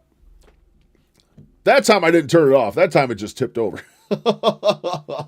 I always end up with a pen in my hand, flicking it around. 90% of the stream, I have a pen down here, like under the camera, just flipping the thing in my fingers. At least I'm not clicking it on you guys, though. At least I'm not just spam clicking. Yeah, Lion, they definitely count. Sorry I haven't been catching many of your streams. I am so busy. You stream, generally the hours you've been streaming, you're streaming like super early in the morning, right? Generally I'm either asleep or the first thing I do is wake up and go to the gym. So I'm sorry I haven't been catching your streams at all. I'll definitely go back and watch some VODs. Like that when I was in university. Some time ago. I'm so old now. For the most part, Australia used to be very safe. And there's parts of Australia and honestly parts of Melbourne where you could very comfortably leave your house unlocked or your car unlocked, except in like, you know, Frankston or Broadmeadows. That's where I grew up. Not in Australia, but I grew up in an area, dude, I used to leave, when I was 16 and first got my license, I used to leave my keys in the ignition anywhere I went. It didn't matter. Go to school for the day, keys in the ignition. Stop at any store in town, keys in the ignition. Park it overnight at the house, go to bed, keys in the ignition, house unlocked. My parents to this day don't lock their house. I do.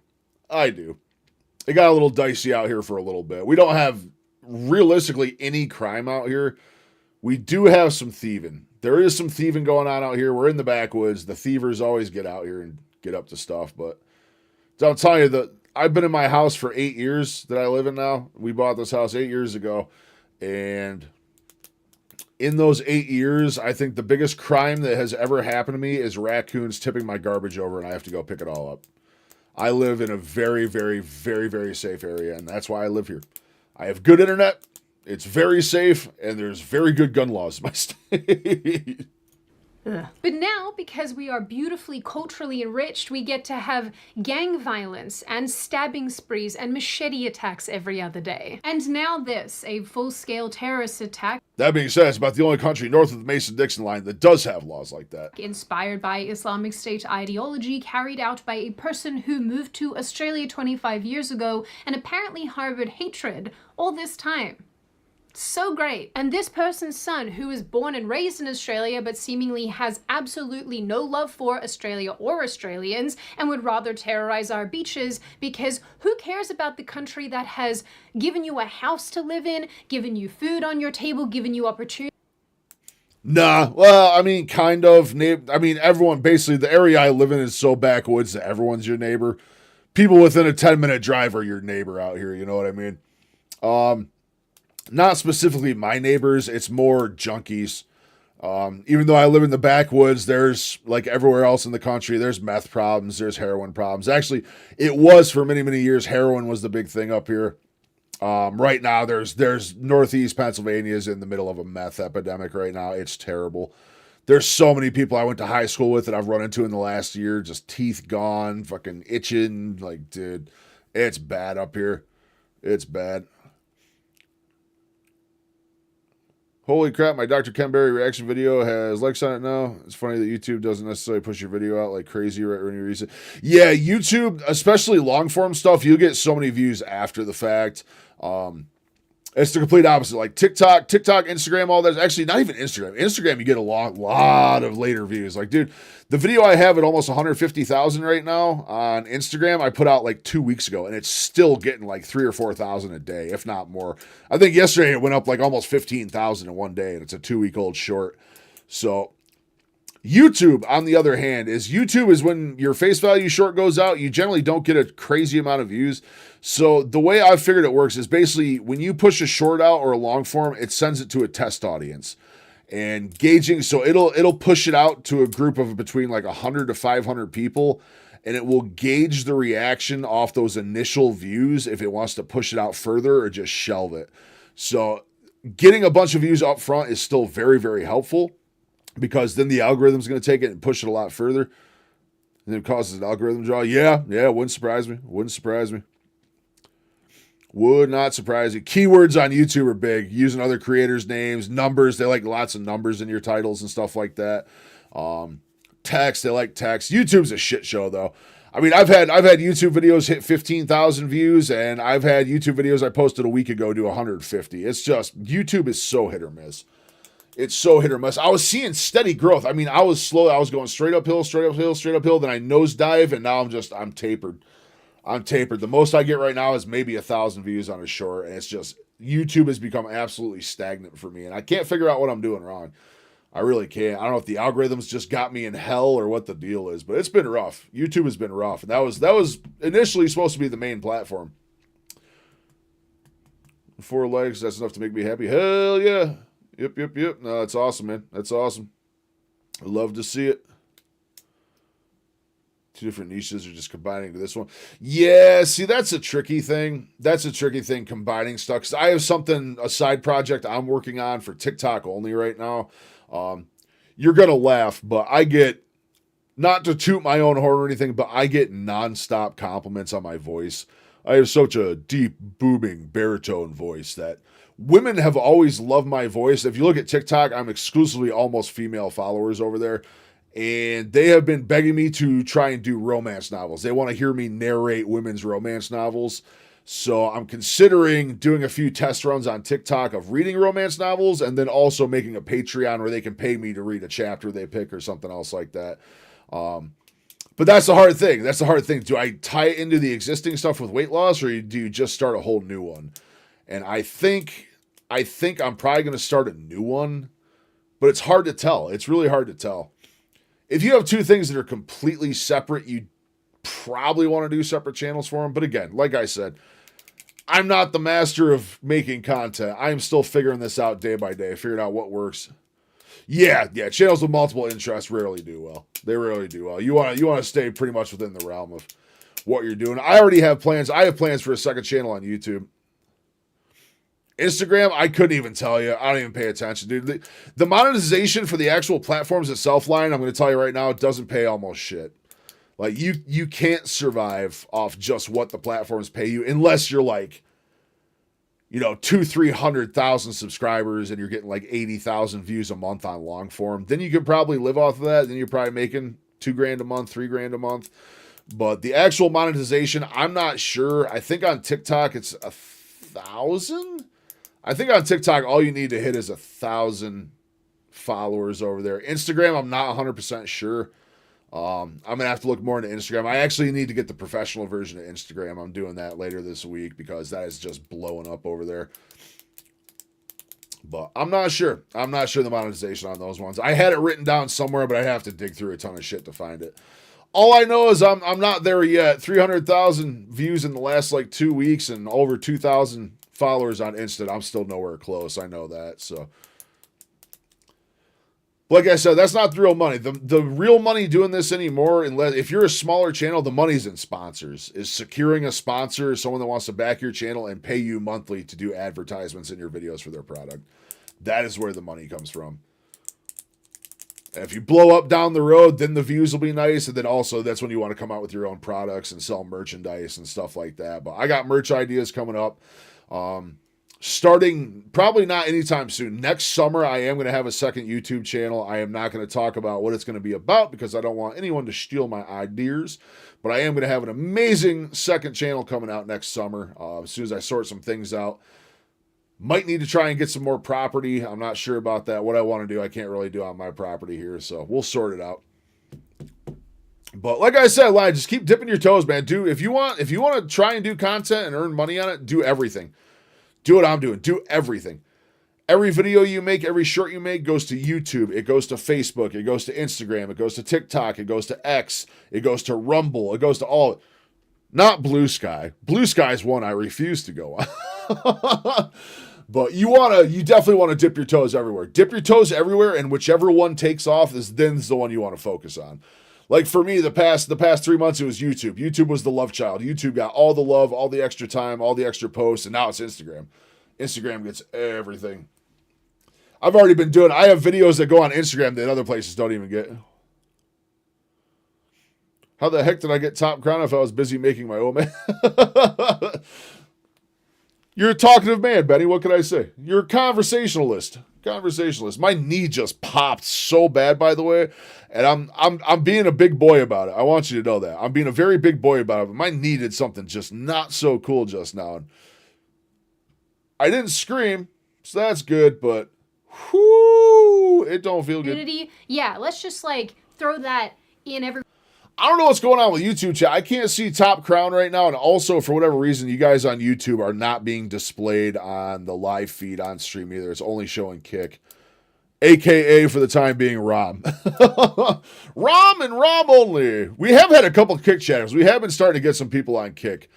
Slow but sure, they're starting to come in. I can't wait to get on Twitch too. I'm dying to get over to Twitch. Everyone's faces. So great. These two people had enough hatred in them and enough disdain for my country and its people that they thought it was acceptable and okay to waddle on down to the beach and kill a bunch of humans. And through all of this, rather than correctly identifying the issues at play here, rather than acknowledging that the mass immigration of people from cultures of violence, from cultures that are simply incompatible with our own is a massive problem, the attention here has been diverted. The blame has been shifted. Australian politicians, and incredibly depressingly, my fellow Australians, are attacking other Australians who are calling this out and going after the handful of politicians who are prepared to call a spade a spade. And this is the part of all of this that I find the most confusing.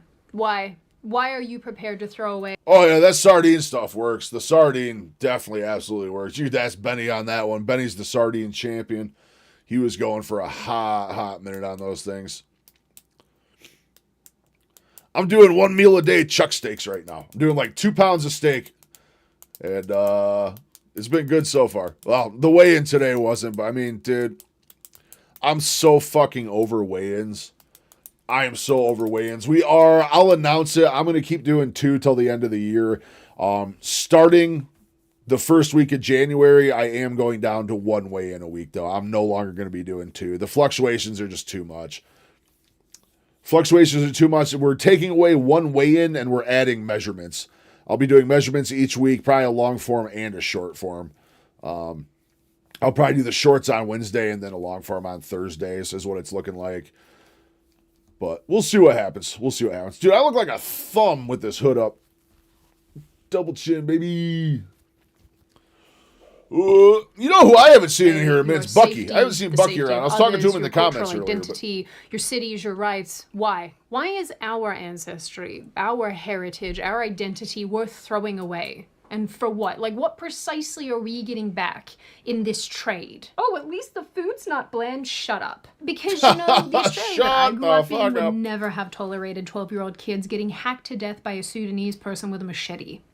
Yeah, your blood pressure. How low did it get, Betty? I remember you telling me the numbers. For a lot of people is incredibly uncomfortable because it hurts people. Oh, speaking of blood pressure, look what the wife got me. So wifey's out of town so much, and she's the one that does my blood pressure. Look what she got me. Wifey got me a Christmas present. She got me my own blood pressure cuff, a digital one. You have to weigh yourself daily. Yeah, that makes a lot of sense, Billion. Yeah, if you're dealing with cardiac stuff, they definitely want to see what's going on every single day. I'm just tired of doing the 2 a week. I'm tired of doing the 2 a week. It's more time I could spend doing other stuff. Maybe stick one in, do an impromptu every now and then. Maybe if I'm having a really good week, I'll do like an impromptu and do 2 for that. But the standard 2 a week's just the weekend gap. Like I've had some crazy weekends. I've had weekend gaps where I lost like 6 pounds, but it's like, look at this week. I gained 2 pounds. Gained 2 pounds at 1,000-calorie deficit when I was going to the gym over the weekend too. Rather consistent of your weight loss. It seems like it. From what you tell me, it definitely seems like you're really consistent. Dude, mine stagnates like crazy, dude. I'm stuck in the 460s now. I thought we were going to clear the 460s, no problem. We got down to what? We went from 469 down to 466 and low change, and now we're back up to 468. It's like, dude, they just want to hang on. I'm hoping maybe by the end of the year I can hit the 100. I would love to hit the 100 gone by the year end, but we'll see what happens. We'll see what happens. The 470s took 3 weeks to get through. Hoping the 460s aren't the same. There's got to be one of these brackets. If the 460s takes forever, the 450s or 440s are like bound to, like, one of them has to rocket ship, right? I'm not going to get into details. I need to get to 450 though. I need to get to 450. I have a secret deal with my wife that when I hit 450, things happen. I need to get to 450. I need to get to 450 is all I'm saying. It's a very rapid goal. I want to get there as soon as possible. And, not going to get into details. You know, I actually am sorry that it hurts people. I'm sorry that we have to talk about this in such broad, sweeping generalizations. I'm sorry that a lot of people get tarred with the same brush, but the alternative is what we have now. And what we have now is awful. The Australia that I grew up in is gone. The city that I grew up in is gone.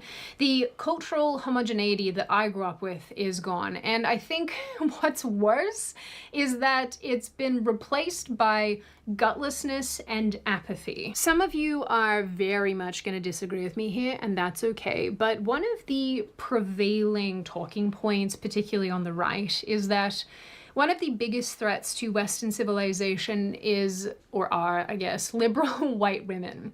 And up until very recently, I probably would have agreed with this to an extent. I think they're morons, but I would argue that the group of people who are a lot worse are liberal white men. Because these men have completely abandoned their duty to their homelands, to their own families, to the broader community, to the women in their broader community, and to, I guess, the overall sort of... I was 116 over 68 the other day, so I'm starting to get down there. Stream, if it means that they can virtue signal their today I was a little high. I was like 125 over 78 today, so not and I think quite for me, as this low is as I the was. realization that I actually find a little bit too much to bear, because it's like, I don't know how to fight for a place that nobody else seems to think is worth preserving, that even the men who historically have gone and fought for us, that the men in the place that I come from, a lot of them just don't care about what's happening, and they feel so strongly in the opposite direction to how I feel, that they're actively contributing to the downfall of our cultural identity. Like, I don't know what to do with that. I know I'm probably pretty Americanized at this point because my mom is from the States, so I never really sort of fit into the way that Aussies historically thought about things. I would go mad. I mean, I usually step on the scale first thing every day just to see what's going on. But yeah, definitely get out measurements, Rom. Definitely. I don't know if you saw my long form on it I did, but dude, massive change. I mean, 10.2 inches in a week. 10.2 inches total. I mean, that was everything. Dude, my waist was like 3 inches. My chest was 3 inches. My neck went down like an inch. Like, dude, it's crazy how fast it starts to go. Definitely a very, very clear indicator, though. God damn it, I feel like I'm getting sick. And I know I've lived in the States for a little while, so I'm probably more Americanized in that respect.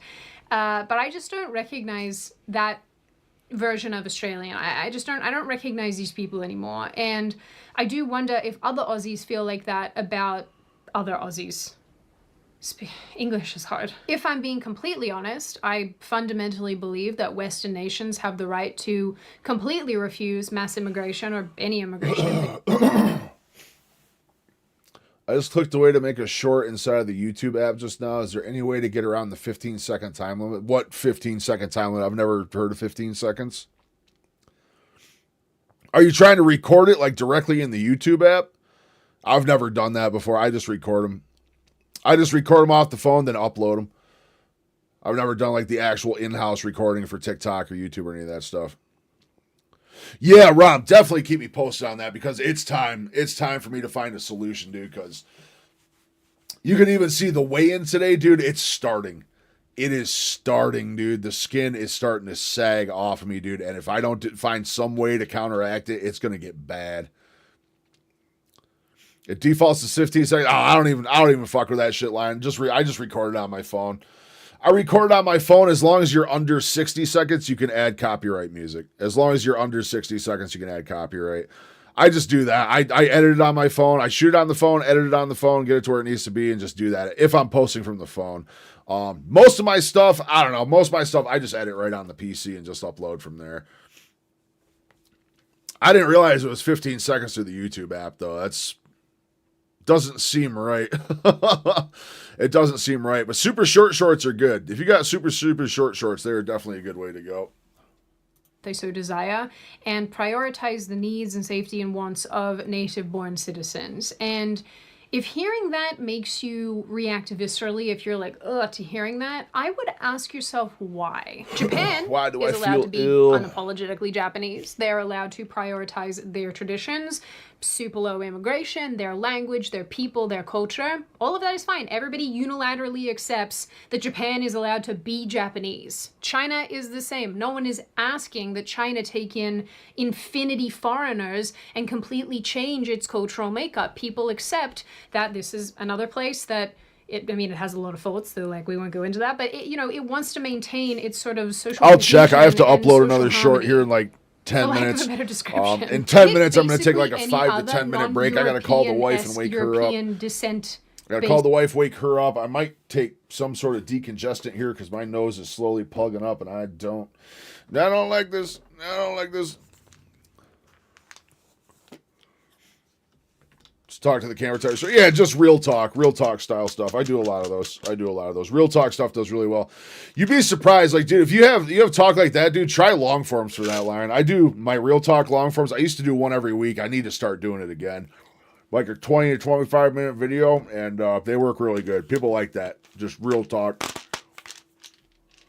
All right, I'm going to preemptively take some medicine here. Oh, fuck me sideways. I hope I am not getting sick, dude. I feel like I am, though. Maybe it's just stuffy as shit in here. I got the heat way too high, but... Actually, you know what? We're going to do 5 of those. Because we can.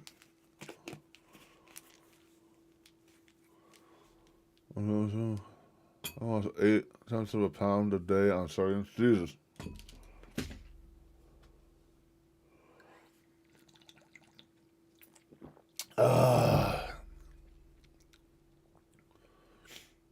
Oh, yeah. I don't even fuck with that shit. I just take ibuprofen. Ibuprofen or Tylenol. That's all I really take for anything. Ibuprofen, with the way my joints are from the Lyme disease, ibuprofen's just a way of life at this point. Like, I just constantly need to have some form of anti-inflammatory in me. I really, really do. Pretty much what I just took is the go-to. It's 3 Tylenols and 5 ibuprofen. That is my nightly dose. My nightly dose, if the Lyme disease is really flaring up, then I'll have like 2 more Tylenol PMs before bed, which I don't like to have that much, but dude, it's all I can do to keep the pain off.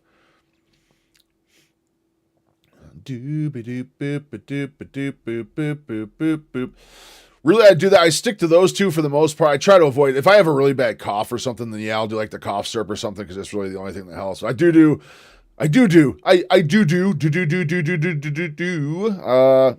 ibuprofen, Tylenol, and nasal spray.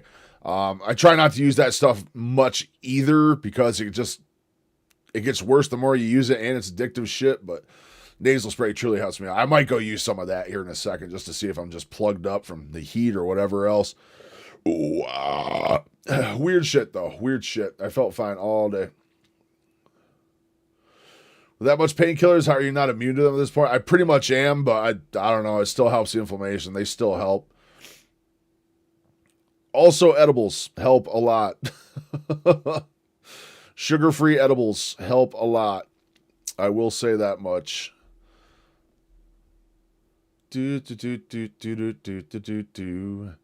Those are only on. It's really sparingly I even have those, but there are days where that's really all that helps. All that helps. I don't advocate for it, but it definitely helps me. Only ate like 2 cans. Oh yeah, your hunger levels will definitely change. Hunger levels will definitely change. They did for me big time. Absolute night and day change. Yeah, I used to crave food all day. All day I would just crave. And now I don't. I get hungry. I actually get hungry. At the end of the day, I always eat between like 2 and 4 p.m. I water fast the rest of the day. And yeah, I get super, super hungry. I eat till I'm satiated and I call it good. And it's been working. It is definitely improved, Billion. It's definitely improved tenfold, but it's still, the damage is so severe to my joints that I don't think it's ever gonna heal. I don't think there's any way it's gonna heal. I get in my head really, really bad about it, but dude, my joints are so bad. They are so bad. Like, it's not, I think people think when I say that, it's just like inflammation. Like, dude, my knees are actively dislocating. If I step the wrong way, my knee tries to dislocate. Like, it's that bad. It's that bad. That's why I think it's never going to heal. I'm not holding my breath. I pray every day that it's going to heal and I can get my life back, but I don't think it's ever going to. And I would not be surprised even with the weight coming off and making all these improvements and stuff, I would not be surprised if in the next 6 months I do not have another major dislocation. It's probably going to happen. I hate to say that. It causes me a lot of pain to say that, but it's probably going to happen. And it's also spreading. The Lyme disease is spreading and getting more aggressive. It's spreading to my shoulders, my elbows, my wrists. I can even feel now the connective tissue, all the connective tissue in my hand, my fingers. Like, it's spreading everywhere aggressively. So I don't know what's going to happen with it. I really don't. And I don't know what else to do. There's like nothing else I can do. I can try a regimen. I still have the plan to do venom therapy. Venom therapy and ivermectin are like my last 2 hopes of trying to get rid of the actual illness itself, which is probably never going to happen. Carnivore could over the course of time. But with that being said, my joints are cooked. They're just shot. They're already destroyed. All right, I have joints that are worse than people who are 70 years old. That you just don't get it back. You don't get it back. I just shrugged like that, and this shoulder tried to pop out. I shit you not. Like, this shoulder is like barely held on by strings. There's like 3 pieces of cartilage holding my left shoulder together at this point. It's just bad. It's just bad. But the inflammation as a whole has been doing better. I mean, I can tell the inflammation's down. The pain levels are definitely down, but it's the instability. It's the instability and dislocate. They're just that bad, sadly. Sorry if I got real sad there on you, but man, it's tough to hear. Oh, perfect time, Kickbot. Perfect time. Made your own homemade tea? Yeah, that's a good way to go. Edibles, I just have drops right now. I just have a dropper. I just put it on whatever I'm eating. I just put it on steak or whatever. I call it edibles, but it's literally just oil for the most part. Yeah, but it's like, Billion, the thing is, I know that sounds like a good way to go and shit, but it's like, dude, everyone I know who's ever had fucking knee replacements, like, their life was just over. It ruined their life. I know like 10 people with knee replacements and it ruined their lives. Beyond the fact that even if I get knee replacements, I'm still going to be 400 something pounds. It's just going to tear the replacements apart like instantly. I can't believe how hungry I was this morning. Lost weight this morning after 3,451 calories yesterday. Yeah, it's nuts, dude. It's nuts. It's nuts. And the last weekend I lost, see, like I ate at a deficit again this weekend. I was 1,000 deficit each day this weekend. And, yeah. And strain, of course, yeah, dude. It's just like strain. Like, replacements sound great in theory. They're fucking not, dude. They're like, they ruin lives. I don't know anyone who's had good replacement. My dad had a good hip replacement, but he weighs 150 pounds or 180 pounds. He's tiny as shit. Guys had knee replacements for 20 years, still out there getting after it. I hope so, man. I don't want to get there. Like I've seen people like that can't even kneel down. They can't even bend their leg and shit. Like I don't want to. I don't know, man. I just want my fucking life back. I want my life back. I want my joints back, dude. And it's a plague in my brain. It's an actual plague in my brain. He cuts trees and climbs on the house. How big is he though, Rom, is the thing. Like, so is my dad. My dad has a hip replacement. He's up and down ladders, climbing on roofs and shit, but the dude's 180 pounds. It's a very large difference. It's a very, very large difference. I don't know. It scares the shit out of me. It scares the shit out of me. It's because I haven't seen successful people with it. I have people, their legs are just ballooned up for life and shit. Like, I don't know. It's rough to even think about. Replacement of carnivore may get you there. Yeah. Still scares the shit out of me, dude. Scares the shit out of me. I don't know. And that's the thing. It's like, you need these hips and whatever else. What about my shoulders? What about my elbows? What about my hands? From 250 to 180. But yeah, I mean, he's still a tiny dude. I mean, to me, 250 is a tiny dude. You know what I mean? Just sucks, man. The whole situation sucks. Sorry if I'm getting all depressed and shit, man. I get in my head and I start thinking about it and how bad shit is and all the things I'm missing in life and all the shit I want to do. Just, man. You know, hungry, just eat sardines. No, it's not even like I don't have an overeating problem or anything. Like, just none of that even exists anymore. Ugh, fuck. I just want my joints, man. I just want cartilage again. That's all I want. All right, I'm playing Sydney. I'm getting sad. East country. I'm playing Sydney. I'm getting fucking India, depressed talking about my Middle joints. Eastern countries. I'm having to think about what's in the world right now. African countries, oh my god. They're allowed to maintain their cultural identity and their heritage. No one is asking them to diversify. No one is demanding that they diversify and be more tolerant and be better to foreigners. No one is doing that to any of these places. Western countries, Australia.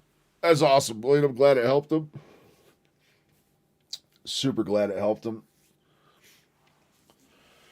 I don't know. It's just everyone else seeing with knee replacements isn't doing well from them. They're not doing well from them. It sucks to see. Dude, my nose is running plug. God damn it, I'm sick.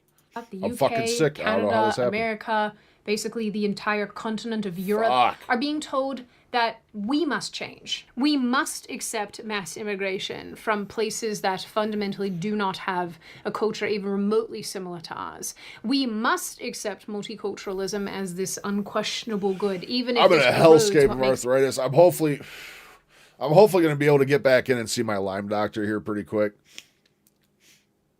Ugh. Hopefully. Yeah, I'll have to keep the cam on. I don't give a shit. I'm hitting a Benjamin. I'm sorry. I'm not sorry.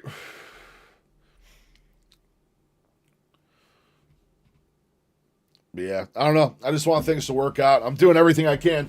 I'm putting the work in. I'm putting the dedication in. I'm fighting through the pain, man. I hope there's an actual end game to be had is all I hope. All I hope. Yeah, I'm in a different league of arthritis. I am in a whole different court, man. It sucks. That conference on Lyme, though, the RFK conference on Lyme disease we reviewed a couple streams ago, like, dude, that's huge. Like, that is huge. Like, I might actually be able to get some hope from that, you know what I mean? At least maybe not me, but maybe the next few generations of people coming up aren't going to have to deal with this shit. But I want to start working on, I want to really start incorporating into the channels, too. I want to be... Shattered his pelvis in 3, broke 9 ribs, and was walking around another 2 months. Yeah, sounds about right. They just built him different back then, Rom. They built him different, dude. I'll tell you a funny story about my grandpa. So my grandpa had, it was prostate cancer, but they treated it for years and years and years. They kept him in remission. And his prostate cancer spread to his lungs. It metastasized to his kidneys. It metastasized to his lungs. So the lung cancer is what got him. But it technically, even though it was on his lungs, it technically wasn't lung cancer. It was still, when cancer metastasizes like that, it's still considered the origin point. So it was still prostate cancer that got him. even though it was his lungs that went. But I remember there was an appointment that we went to for his pain medication, or my dad took him, and apparently they're sitting there, and they offered my grandfather pain medication. I forget what they offered. It was Dilaudid or something like that, something that was just going to dope him right out towards the end. And my grandpa thinks about it for a second. He looks at this doctor and goes, well, I don't want to get addicted to anything. I don't want to be all goofed up on drugs, he said. This is like, dude, you're going to die in like 2 months. Pretty sure you don't have to worry about addiction. Like, dude, I'm that close to the end, dude. Pump me full of Dilaudid and let me float in the clouds, man. God damn, Michael Jackson style. I don't know if you guys have ever been injured so bad that you had Dilaudid, but holy shit. Dilaudid is 9 times stronger than, there's 8 or 9 times stronger than morphine. Actually, I'm curious. Let's grok that.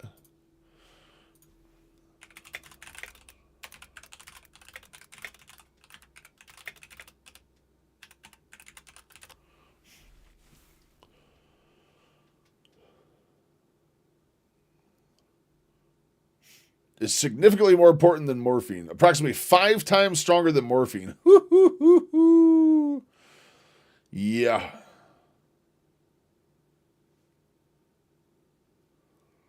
Yeah, it was probably just a low-tier opiate. It was probably like Vicodin, something like that. Dilaudid is the strongest thing I've ever had. When my gallbladder went last year, I was in the hospital for 5 days with emergency gallbladder removal, because my gallbladder had died probably inside of me a month before that, and it was just necrotic flesh at that point. So it was a really bad situation. They didn't know if I was going to leave the hospital or not on that one. But they, yeah, it's mechanical. It's Red Dragon. Red Dragon, 60%. Nothing crazy. They're super cheap. It's like a $30 keyboard, but it's pure aluminum, all metallic. It's really, really good. They hold up really, really good. Ooh, Red Dragon, you get a full keyboard too. I like the 60%er because my desk isn't that huge, but I kind of miss having the number pad. I have a mechanical, I got a full size behind me too. I got a mechanical Logitech that's really, really nice too. Wait, is it Logitech? No, it's not Logitech. What's the green brand? I can't remember. Razer. I got a really nice Razer keyboard too.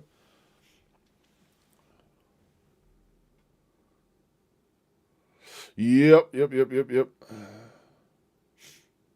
crotch they didn't want to see as it was weak. Yep.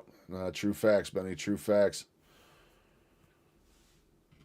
So, Dilaudid. I've never understood people doing crime for opiates, heroin addicts, Oxycontin, Percocet, any of that shit. Like, I never understood people getting addicted to that shit and, like, wanting to feel that way. I'm pretty sure they shot me up on Dilaudid the first time. I rolled over in the stretcher and looked at my wife, just smiling, and said, I would crime for this shit. How swappable sockets? Yeah, they're swappable. You just pull them. They come with a little key remover. You just swap right out whatever you want. The switches are super, super easy. Super, super easy. The only thing I don't like is all the LED commands. The LED commands are built into it. So the only way to change your colors and do all this other stuff is keyboard commands. And the one I have doesn't work anymore. So basically this color pattern here is what I'm locked on. This is what I'm working with. But now I know you guys can hear it clicking away through the thing too. Hot swappable sockets? I don't even know what that means, to be honest with you. But let me know if you guys can hear this. It's about my normal typing volume right there. I have the quiet ones. I can't remember if I have the reds. I think I have the red switches. They're the quieter ones. They're still mechanical, but they're not like the fucking... Those are like the blues or the grays, or like the mega mechanical ones. I try not to have that just because it's so annoying for other people to hear. Us. It feels like there's this... Actually, before I start this, guys, I'm going to take a couple minutes real quick. I got to call the wife and wake her up. You go out sober. Yeah, it's like, Ram, it's one of those things, it's like, it sucks, but it's like, you got to experience it. All of us have to experience it. I'd rather experience it as it was intended to be experienced. You know what I mean? It's a weird thing to say, but We all got to face it sooner or later, man. Ain't nobody getting away from it. Brian Johnson's trying to. Brian Johnson says he's going to live forever. I think he's fucking full of shit. Brian Johnson, I'm going to be the first man to live forever. Well, there's a lot of dudes who have tried that. I'm going to take this call. I'll be right back.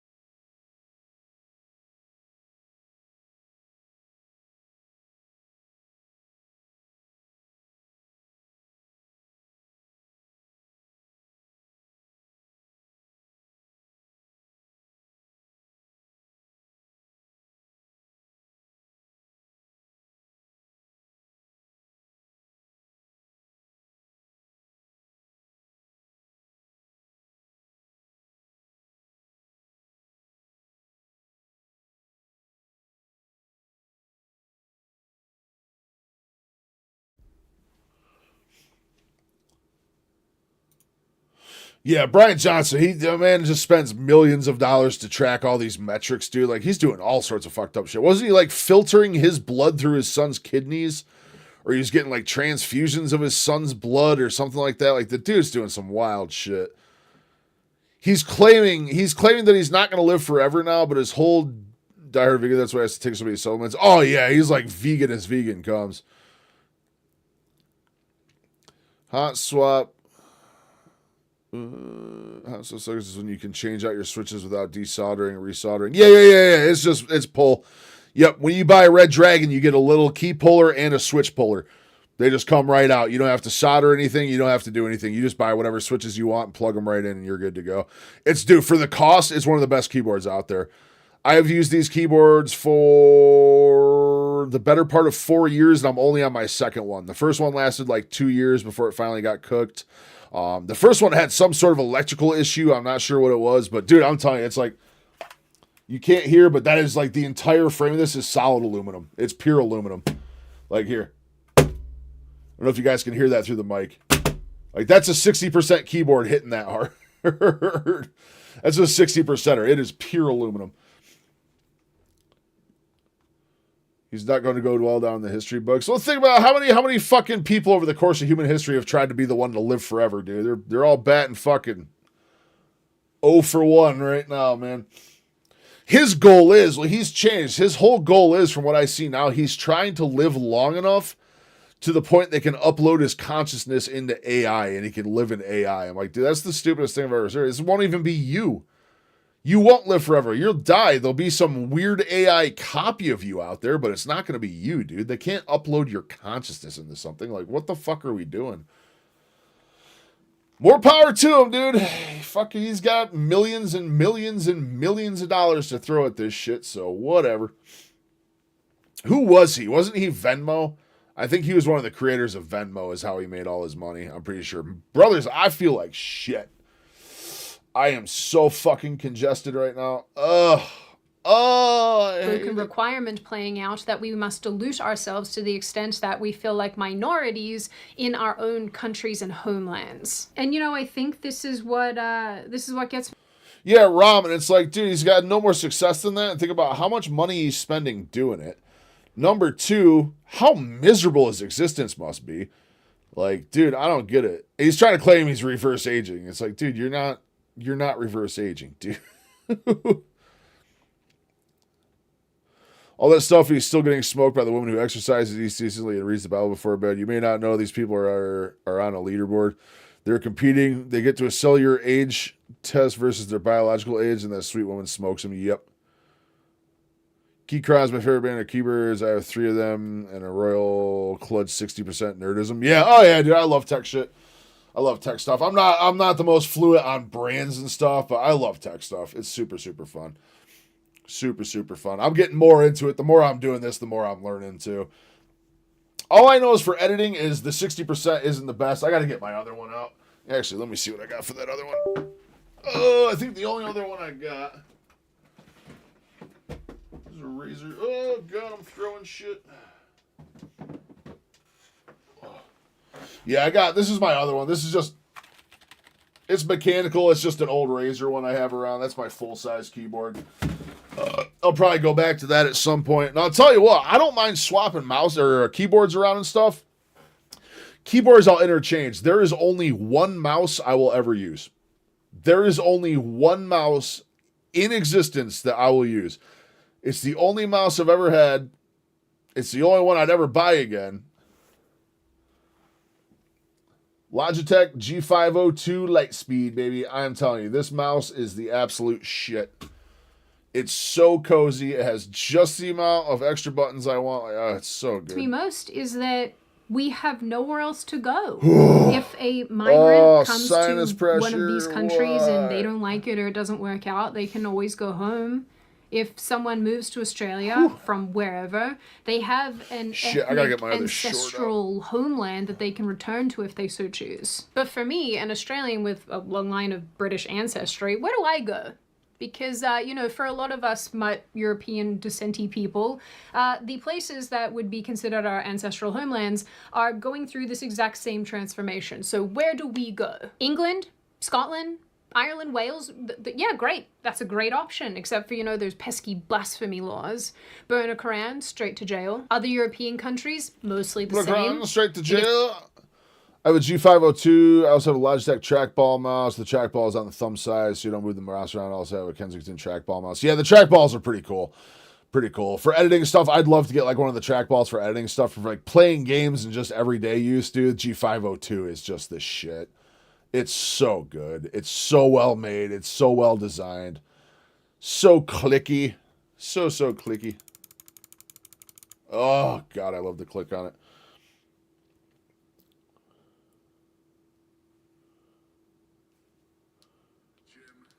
Oh, boys, I'm going to be here. I'm going to throw some music on real quick.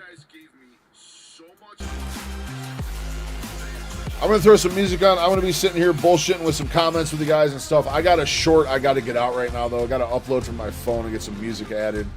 I will be here. I will be watching chat. We will get back to Cindy in just a second here. But I am here to bullshit. We are here to bullshit. I just need my ears. I'll be metered up.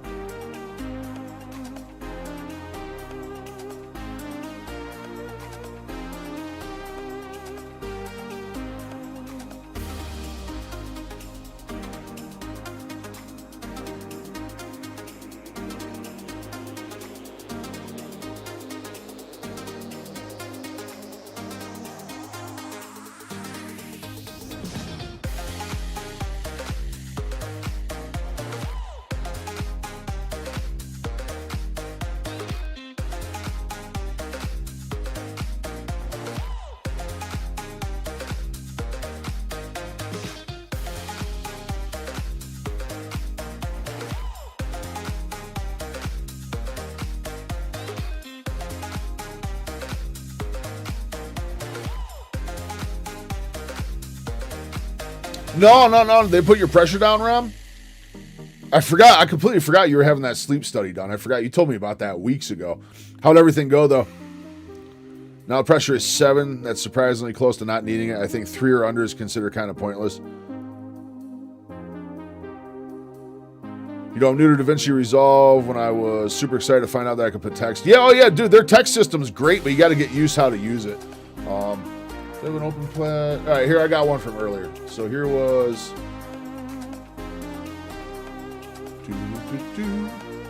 All right, so here was a project I was working on earlier. This was the weigh-in for the day. So when you put text in, you got all these features. You can do these. These are all additional text stuff. Your biggest and best friend when it comes to text, though, Text Plus. Text Plus is the one. Absolute one. Also, your fonts. This is based off what fonts your PC has. So if you go into Google Fonts, download a shit ton of fonts and add them. You'll have everything available in here. Your resize stuff, your colors. Another really good tab to learn on stuff is scroll so you can see. So that's my scroll over right there. But if you want to make stuff pop, go into shading, black shadow behind stuff. You can go red outline. You can add custom effects to whatever you want on it, dude. There's so many good things. So many amazing things. Size, you just click it to drag your size. You put it wherever you want. You get that dialed in, layout wise, move it wherever you want. Like, dude, once you get used to DaVinci, I know you said you were liking CapCut, but I'm telling you, once you get accustomed to DaVinci, DaVinci is amazing.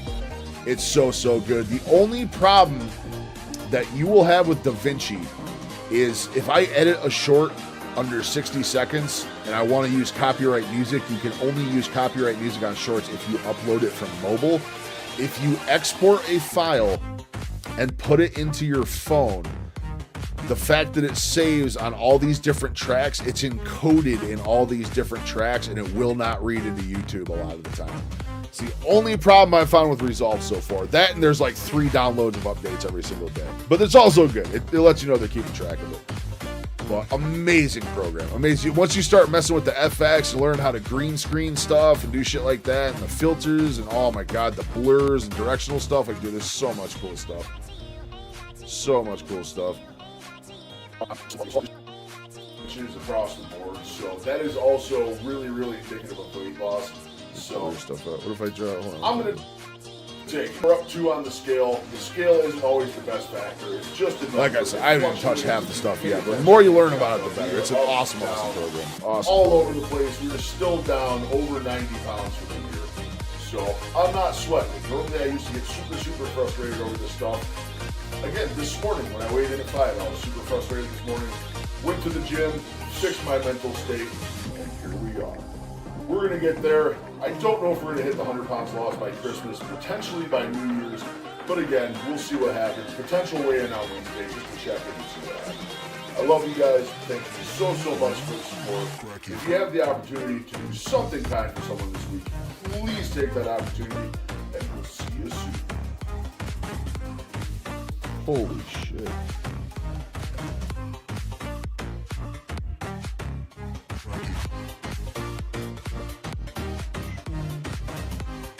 Hey, yo, side note, by the way. Side note, 500 subs. We just hit 500 subs on YouTube. Let's go. We're like halfway to getting monetized, boys. We're like halfway. 500 subs. Let's go. Let's go, dude. Let's go. I just noticed that when I was uploading that short.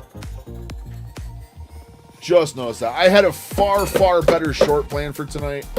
I wanted to put out something a lot more higher quality. I had a very specific topic I wanted to talk about in the short tonight. I did not have time to make it. It will be out tomorrow. But 500 or almost at 2,000 on Instagram, man. It's going good. It's going good. I love it. I love to see the progress. I'll tell you what, I went to 400 in like record time, then 400 to 500 took like the last month. Woohoo! I'm at 500 now until someone unsubs in an hour, and I'm back down to 499. That's another one to get used to, Lion. You'll see yourself like, oh my god, I hit 100 subs, and you go back an hour later and you're like 95. Go, wait a minute. People sub and unsub very frequently, so be prepared for that. Also, have you noticed yet on your views, you go look and you have like X views, and then you go back a couple hours later and you have like 200 less views? It hasn't been happening as much, but there's a lot of bot stuff.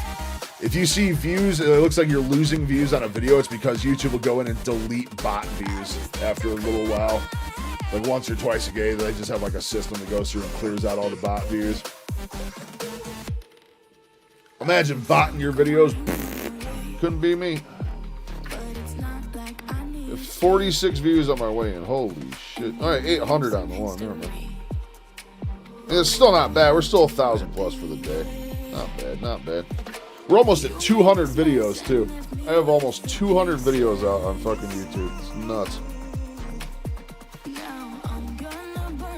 Holy shit.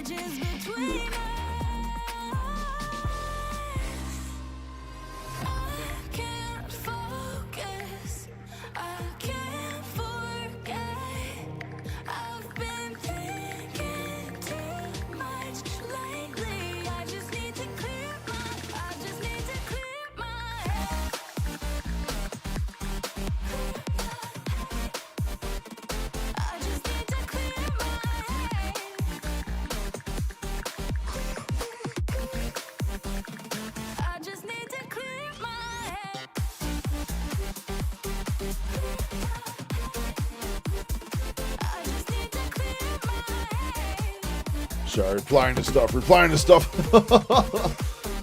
It's a busy day over on the Instagram, man. Every time I re-click on Instagram, I have like 10 new comments over there. People are very talkative. Lots of haters today. Lots of haters, boys. I love it. Haters drive content. Remember that line. Never feel bad about people hating on your content because haters are content.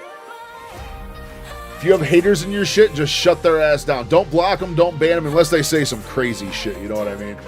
They say some like borderline racism shit like that, then yeah, ban their ass. But dude, I'm telling you, if people just coming to hate on you, dude, just shut them down. Just make them look like shit, dude. People love it. They love it.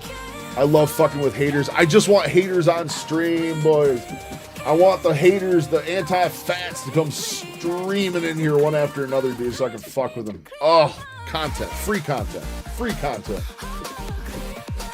I still got to upload this to TikTok. I gotta load to Instagram and TikTok real quick, gentlemen. I'll be right back. Holy shit, guys.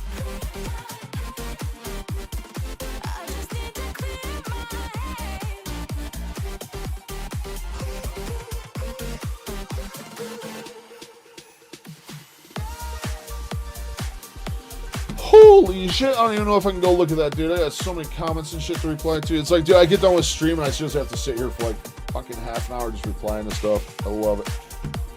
I'm still sticking with it, man. I still guarantee I respond to every single comment. I try to, anyway. I try to. I looked at YouTube yesterday and realized I had a slew of like 50 comments I missed from like a month ago. So...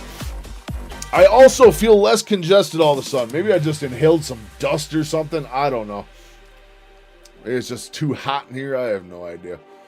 But I'm feeling slightly better. So let me get these two uploaded quick and, yeah, we'll get these uploads and we'll get right back to the shit. Sorry about this. I meant to have a different short out earlier, but...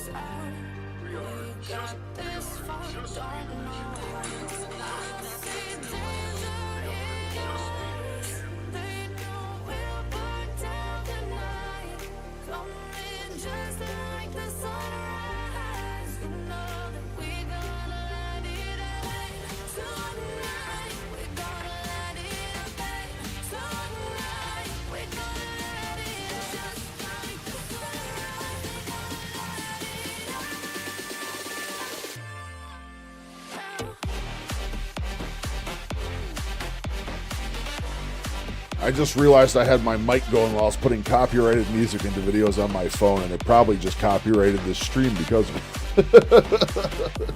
Maybe not. I caught it within like 2 seconds. Maybe I won't get copyrighted on this. Doesn't matter. It's not like it's monetized anyway. But I think if you get copyrighted on a stream, line's title new, we're Co-Kings. Co-Kings.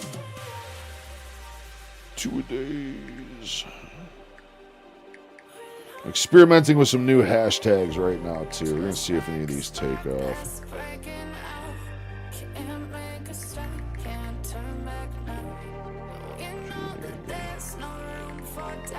Dude, YouTube is so random. It's so random. I have 2 shorts out today. One's at almost 900, one's at 40. Make it make sense. Make it make sense. That is the one cool thing about YouTube, I think, how it shows who's the #1 chatter and stuff. I don't think Twitch or Kick does any of that stuff. Not that I'm aware of, anyway. Transformation.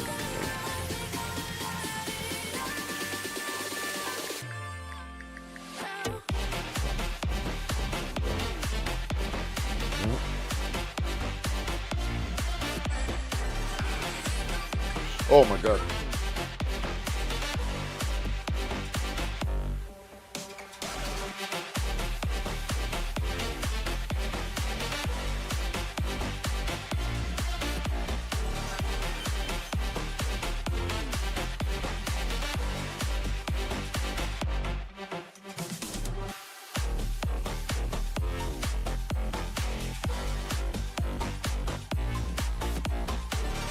Never mind, now he's 25 XP behind me. Don't you worry. Once I'm set up, Rom and Betty and all you guys, I'm going to have fucking all sorts of fun shit, man. We're going to come up with a stream currency. You guys will be able to gamble on stream and shit with the currency and stuff, be able to play card games, all sorts of stuff. It's going to be really, really fun. I actually get some notifications going, some on-screen stuff. It's going to be really, really good. We're going to start making some big old changes here pretty quick. Super excited for it. However, the gambling and stream currency, I don't know if that's going to work on Kick or YouTube. That might be a Twitch-only thing. Might just be a Twitch-only thing. But like I said, once Twitch is involved, I mean, the hierarchy is going to be Twitch. I need to shut up now. It's 50. It's like every time you send a message, it's going to keep going. But once I'm established on all three, the new hierarchy is going to be Twitch, Kick, YouTube. YouTube is going to be definitely the lowest of the three. Definitely the lowest of the three. But again, I will never stop putting content to YouTube. Ever, ever, ever. All right, we're good. I got to get one more post up on Instagram here.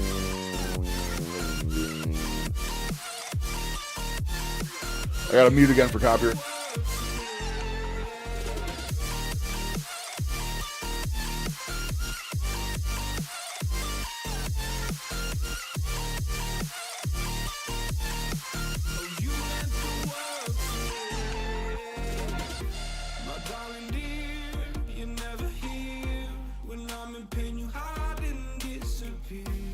Shadows in the atmosphere, charting the stratosphere.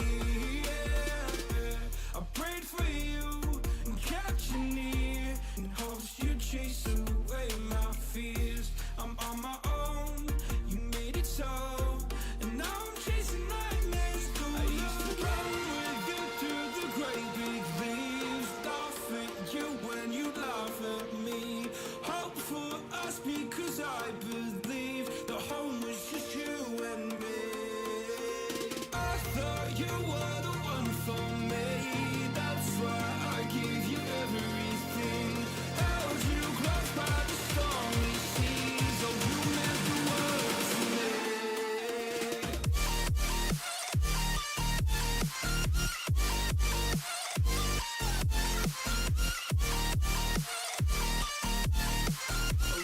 meant the world to me.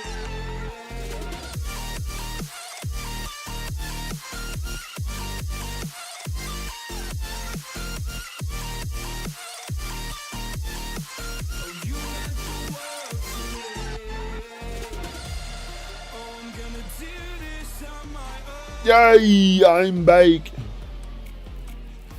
No point in blaming you.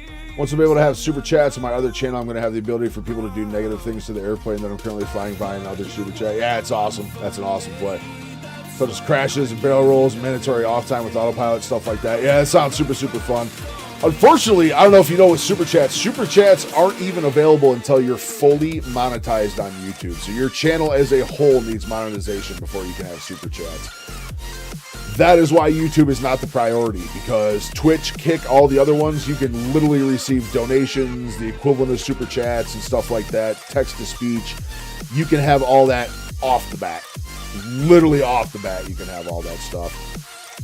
I'm gonna have all sorts of stuff set up soon. I cannot wait. That's such a cool idea, though, man. Let the chat fly the plane for you, dude. That's such a cool idea.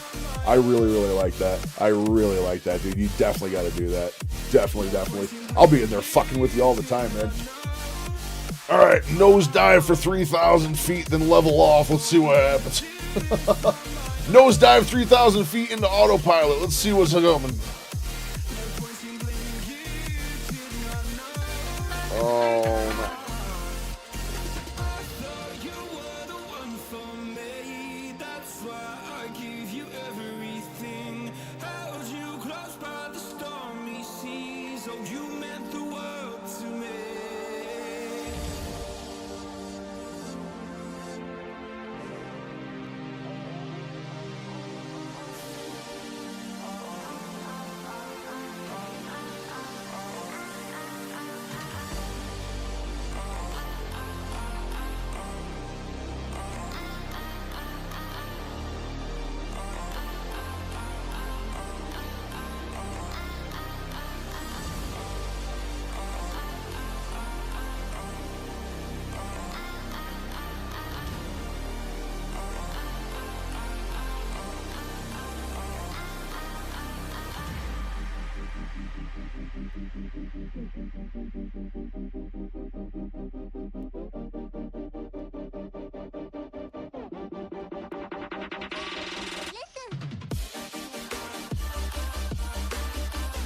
So my wife is in a rental house.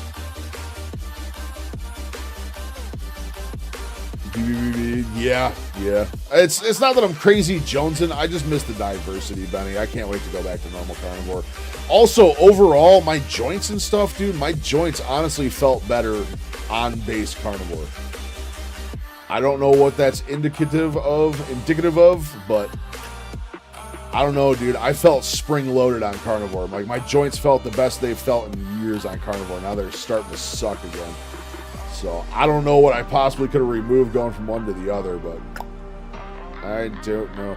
That short I told you to check out, you might like it. I took off and landed on a short field grass runway, and the landing was a little spicy. Yeah, I'll check it out. As soon as we're done on stream, I'll check it out. We'll definitely check it out.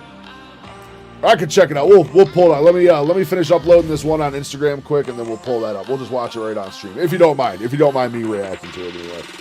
Like I said, I like people I know and stuff. I like having your permission to react to your content. So that's up to you.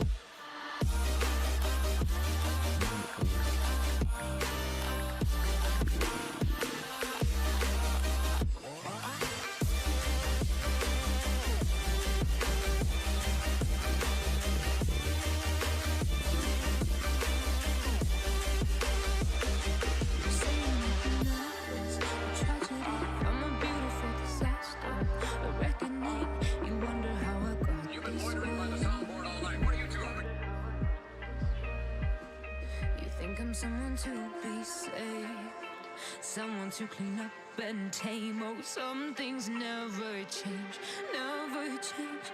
Oh. You think I would look pretty on your arm once you cover up my bruises and battle scars, but it always ends the same.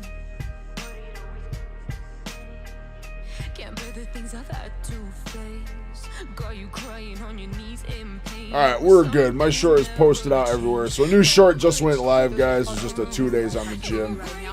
Let's see. Where are you on the list?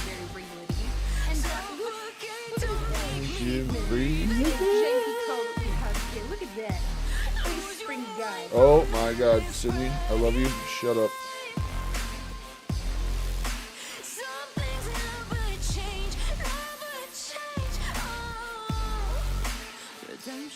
Yeah, I think it was about.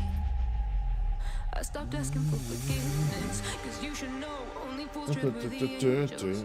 Fear to go, but you keep trying. This one you're talking 2.5 about? weeks ago, I started at 315 pounds. I weighed myself this morning. I'm at 298. Check out low carb. Other channel, new feature, Gary. Okay. Yeah, I think it was about 2.5 weeks ago. I started at 315 pounds. I weighed myself this morning. I'm at 298. Check out low carb and possibly carnivore. Yeah, I think it was about 2.5 weeks ago. I started at 3. New feature gaming.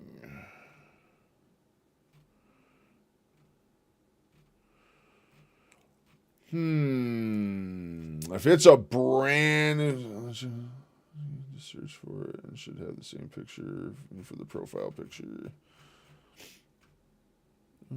Feature game. It might, if it's a brand new channel, it might be a little hard to find. Is it one word or two? A lot of times with a brand new channel, they are. Hey, there we go. Got it. How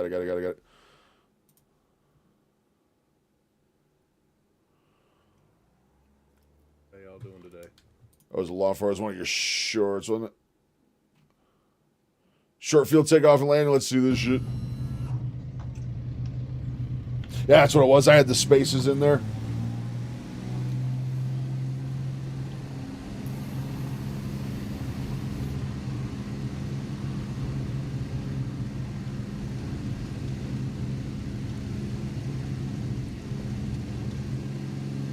Ooh, got a little crosswind there.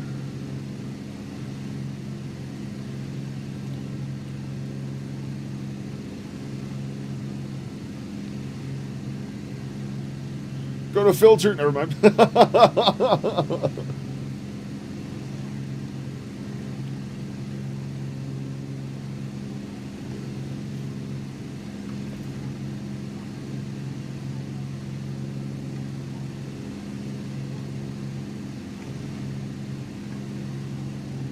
Those graphics are crazy, though. What's the name of this game?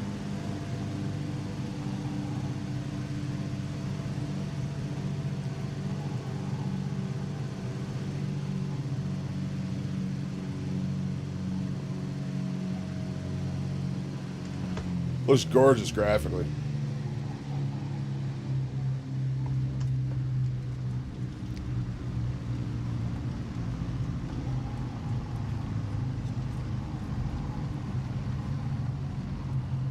That didn't look too spicy at all. That looked very well controlled.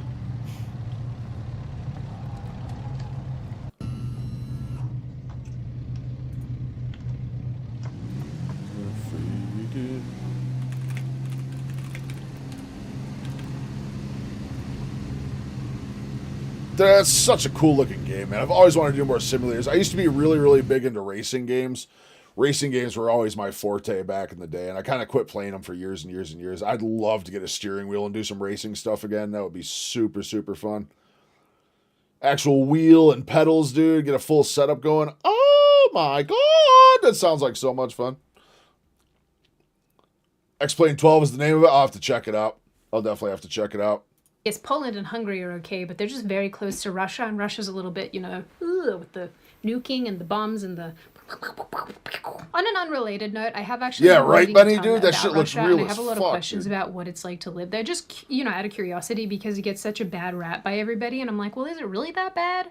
What's it like in Russia? What do they do in Russia? Anyway, point being, there is no backup plan for us. So when our countries get destroyed, Bucky! and we have to live in a place that does not Bucky, you reflect sexy our motherfucker, value where you been systems hiding and all my life? We How's can't your day get going, away. brother? We just have to suck it up and deal with it. When Australia is irreversibly changed, If anyone here is available tomorrow, noon to 4 Eastern, I'll be online. Since I'm not monetized, if somebody wants to come in the chat and suggest some crazy things to do, I'm all ears. I will try. I will try my best to be in there tomorrow, Lion. I should be doing editing and stuff. I should have time to watch you tomorrow. It depends if I do 2 a days in the gym, but now that you're giving me the opportunity, I'm going to take it. The game looks realistic enough. I want to see what happens. All I'm going to say, Lion, don't take a 747 to New York City. I'll make you do something real stupid. I'll make you do something real stupid. Been going good. Awesome, Bucky. Awesome. Love to hear it, man. Love to hear it. While we're free again. Going good. We're doing some different reacts today. We're looking at the shooting in Australia. We're looking at the Epstein files. Here, Bucky, here's my view on the Epstein files. Let me show you. All right, so this is about what we came up with on Epstein today. That is about the entirety of what we have seen on the transparency of the Epstein files. That's about what every page looks like right there. That was our take from the video we watched. Whoops. that's it for us. When our heritage and our way of life is changed beyond being recognizable, that's it. It's gone. It's gone forever. It's sort of funny because Yes, I indeed, don't want Sydney. to feel this way. I don't want to have these thoughts and sentiments because Excellent. I would just I speak rather it things not fluently be like myself. this, and I don't want to be hateful. I don't. I more sincerely speak autism. I'm not full autist, but I was definitely touched by it. I was definitely grazed by it. I want to be respected. I want my country and my culture to be respected. I want people who come to my country to assimilate. I want them to care. What about the comedy? things That's that what I I'm saying. care about. Dude, speaking of comedy, dude, I want to watch that new Chappelle. I saw Chappelle has a new stand-up out on Netflix. I want to watch that shit. I would love to react to it right now, but that is 100% some copyright shit. I'm pretty sure if I were to take a YouTube stream and throw Netflix up, watch Norm Macdonald's The Frog Goes Into the Bag, I'd love to. That's we could probably find that one on YouTube. We'll watch it after Sydney gets done here. I want them to care about the place that I come from. That We need a lighter mood. We've been talking Epstein and fucking goddamn Aussie shootings and shit like that, and cultural diversity has and all the wild decades shit. and decades and decades. I of love lineage Norm for Macdonald, me. though, man. That's God, what I he was a want. fucking beautiful human being. I have definitely met good, wonderful, kind people from all backgrounds and all walks of life. And there are people who are really close to me who are not like me, who are good humans, who have tried really hard to assimilate and become Australian, or in this context, American. With where I live now, and And they're good people, and I know that they're good people, and I know that these people exist. But I am just so tired and exhausted by the gaslighting on this topic. You know, being told that diversity is our strength while no-go zones are set up, or I don't know, repeat offenders are let out for the 4,000th time rather than just freaking deported. Like, what are we doing? I am so tired of being told to be tolerant of cultures and people who are intolerant of us, who come to these countries and don't make a tiny itty bitty little bit of effort to learn the language. She's absolutely right on the release thing too, man. The fact that there's so many criminals that are on like their 15th offense and still let out of fucking jail to commit more crimes is like just mind-blowing to me. Absolutely mind-blowing to me. Like, dude, jails and asylums exist for a reason. Let's use them. And become part of our community, who instead just make these ethnic enclaves that they never. Or maybe after 15 strikes, you're just out permanently. That could also work. Tolerance has become what I can best describe as a one-way street. We have to be tolerant of everything foreign and everyone foreign, even when it's corrosive to our society and when we point these things out. My God, I was even watching Isaac Butterfield's video about this issue, this topic, this horrible event. I will link it in the description. Isaac is a wonderful person. You guys should go check him out. Yeah, Mitch was great too. I love Mitch. He's pretty hardlined on this, but he even said in his video, he said, I have to be careful about how I articulate myself, because if I say anything wrong, then I'm going to get basically lambasted by the e-safety commissioner. I just like, my God, we are not children. We are not freaking children. We should be able to have our say. We should be able to have our say. This is just mad. The bottom line for me is that if I wanted to be she's definitely got that Aussie I can travel. If I want to see Japan, I can go to Japan.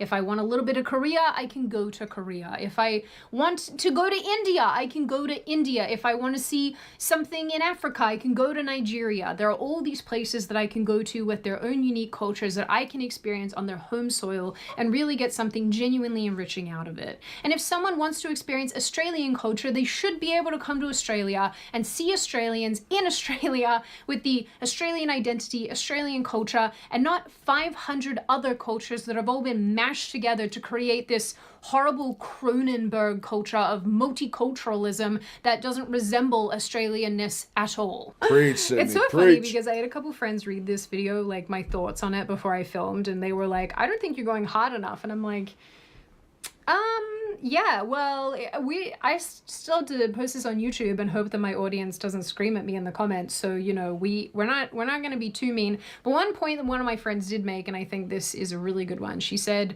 that when people go abroad, particularly Americans, there's an expectation.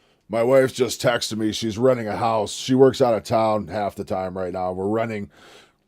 We basically are paying for 2 houses right now. She's renting a second house for while she works up there, and she put all of her scrubs in the washer last night, and then she put them in the dryer right before she went to bed. Well, the dryer did not work, so my wife is currently in about 10 degrees, I think 10 degrees up there right now, driving to work in wet scrubs. She is not having a good night. She is not having a good night right now. Expectation that they should do some level of research into the culture, the country, the people, the customs, all of this, and also learn, you know, some of the language at least to be able to get by and communicate and whatnot. Because I really think there's nothing worse than going to a foreign country and making the assumption that everybody speaks bloody English. I mean, that's probably the case because English is sort of like the global language, but it's a pretty crappy assumption. You know, you can communicate with people in their own tongue. I think that's really respectful. Anyway, she made the point that if you go to a foreign country and you do none of these things, you are broadly considered a butthole. And not just by people in the country you're visiting, but also by other people from the country that you're from. I think the people who act this way abroad are buttholes. But for some reason, for some inexplicable reason, it is completely fine for foreigners to move to Western countries and... Oh, fuck yeah, Benny. Can't wait. Tier of monetization. Yeah, pretty much. Oh yeah. Fuck it, dude. England's cooked, man. England is absolutely cooked, dude. England, Australia, most of the EU, dude. It's bad. It's bad, man. It's fucking bad. And live here and work here and exist here and do none of these things. None of these things. Not adopt the language. God, when I hear about people who've lived in the United States or Australia, wherever, for like 30 years and never learned English, I'm just like, what are you doing? This video is probably long enough now, and I'm not even sure if I have said all the things that I wanted to say, but that is okay. I'm sure that I have ear bashed you all for long enough now. To be clear, and I hope this is clear, this Sydney is hasn't not done a some sponsor indictment yet. on That's people weird. who don't look like me. I actually think global diversity is kind of cool. You know, I think it's cool that we can go to all these different places and experience all these different things and then go home to our home country and be in a place that we know is familiar and normal, where we share the values and culture and whatever. This is really an indictment on people who think that my culture must be diluted with 5 bajillion other cultures. And not even really Sweet diluted, honey but replaced haze. replaced Oh by my other God. cultures. Like, it's just go away. People talk a lot about division in this conversation, and the truth is that I'm actually fine with being divided from people who actively hate me, who hate the place I come from, who hate the value system that I have, and who for years and years and years and years can harbor that much hatred that they would go out and kill innocent civilians. Yeah, I want to be divided from people like you. I don't want to be anywhere near you. And I don't want you to be anywhere near the people that live in my country either. So I do not foresee this issue getting any 4 better hours shoes, anytime multiple soon. times a And week. when I posted about Yeah. this on Instagram, I got a boatload of replies. That first stage is different though. I'm not sure the difference between that first stage at 500 and the next one at 1,000.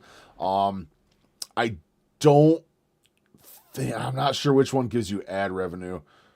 Yeah, oh dude, new autocorrect is so bad. Autocorrect, like my old phone just got around to liking your video. Well, thank you, sir. Thank you. Should I have three videos today? I did 3 shorts today. I meant to have a far better short. I got something I really want to talk about in a short. It's probably something I should do in a long form. I have some big long forms coming up. After Christmas, we're going to have long forms at least 2 to 3 times a week. I got a lot of stuff I want to talk about, weight loss wise and life wise and depression wise. Yeah, that's what it is. It's the memberships and super chats. Then the actual ad revenues, the 1,000 and stuff. Yep. Yeah, Rom, that's my strategy, dude. Like, if autocorrect doesn't catch it, like, it's whoever I'm sending shit to, it's just on them to figure out what I was trying to say. It's just on them what I was trying to say. Oh, baby. Yeah, we did a lot of shorts today. I literally have, I'm sitting here, I have my phone kind of muted out a little bit, dude. I'm fucking getting so many comments and stuff on TikTok and Instagram right now. I'm going to get done with stream. I'm going to have fucking 45 minutes of just answering comments and dealing with haters over there. It's going to be great. From people from Canada and from, European countries. And I don't think we're probably just going to be reacting tonight. I don't think I'm going to play any more Red Dead tonight. I got a couple more videos to watch here. Thank you so much, Bucky. I just saw that I hit it. Like 10 minutes ago. Don't count the chickens yet. Probably 3 people will unsubscribe tonight. I'll be back down to 496. It's happened a few times. Like, oh my God, I'm almost at 450. I go back the next morning. I'm like, oh, 2 people unsubscribe. But no, it feels good, man. Thank you so much. Thank you so much. 500 feels amazing, dude. I'm surprised I got to 500 as fast as I did. We're only at about 4 months here. 4 months total I've been doing this, so feels great. Feels absolutely phenomenal. Like flight similar time done offline. I'm just going to record it in vertical format and just click on down on interesting parts and throw out multiple shorts daily. Yeah. Just watch going too hard. The one thing you also don't want to do, Line, is you don't want to post too many. Early on, when the algorithm's trying to figure out what your channel is going to be, there's also an ID section because it's all AI. It's all AI shit trying to figure out if you're a real person or not. And if you're posting too many shorts or too many videos, it will start to register you as spam and mess with your algorithm. I do at an absolute maximum 3 shorts a day. I never go past 3. It's even a lot of stuff recommended early on. They say not to go past 1 or 2 really, but I think 3 is a really safe place. That's what I do on all my platforms. That seems to work really good. There's been days I've done 4 and they did well. But also if you're doing a bunch of them, you want to make sure you space them out too. Space them out by at least, I'd say minimum at least 3-4 hours. Shoot for 3 or 4. If it's like 2, it's okay probably. But I try to space my stuff out as much as I can. At like minimum of 3 hours in between. So, like your video right away. Well, thank you, Benny. Thank you. Yeah, the state of autocorrect in 2025 is no joke. I don't know what it is, dude, 'cause I hold on to cell phones forever. Like I had until August, I had a Galaxy Note 9 that I've had since 2018. And that thing was phenomenal, dude. The autocorrect was the shit. It fixed everything. It never fucked me. It fixed everything I screwed up. And now I have this new phone with the newest iteration of it. And it's like, dude, every time I need autocorrect to save me, it doesn't. And every time I need it not to fuck with me, it fucks with me. I don't get it, dude. Technology is supposed to get better. Some Mexicans and, people in South America saying that they feel like a real sadness about the way that their countries are going for similar reasons and also for different reasons too. And I think that this is just being experienced all over the place because somehow, for some reason, it's like Western I don't think we're getting leaders Red have all Dead gotten tonight. together and are We're trying gonna to avoid the games. outmass Maybe we'll do Red immigration Dead each other. tomorrow. We're just I gonna don't do have a reacts neat tonight, little though. I end got to a this couple more video, to but look I at just after felt this. like I couldn't go on making my We have an regular interesting weekly look at content Japan if I after didn't this. address Why this Japan because I do isn't feel stricken really with strongly about obesity? it. I'm so sad and so angry, and I'm so grateful I got through this entire video without crying, because if I think about it for too long, it makes me a little bit choked up, but I think that the anger far outweighs the wanting to cry, which is useful. I will say I do think Australia is worth fighting for. Fuck yeah, it I is. know it's so hard because Love it's our like Aussie brothers. fighting an New uphill Zealand battle too, with the absolute baby. morons in office and the people who vote for the morons in office. But Australia is worth preserving. The Australia that I grew up in is worth preserving. I hope we can get back to that. Bottom line, my little chickadee people, is that if you feel like I do, no, you're not alone. I'm right there with ya. And, if you're somebody who listens to all of this and you're like, I really don't agree, at least just consider what I've said and consider why those of us who feel this way. Because this is not happening in a vacuum. On that note, Aussies, I am 100% thinking about you guys and just so sad about everything that's gone on over the last number of days. And I say this every video, but I do hope you all stay safe and well, seriously. I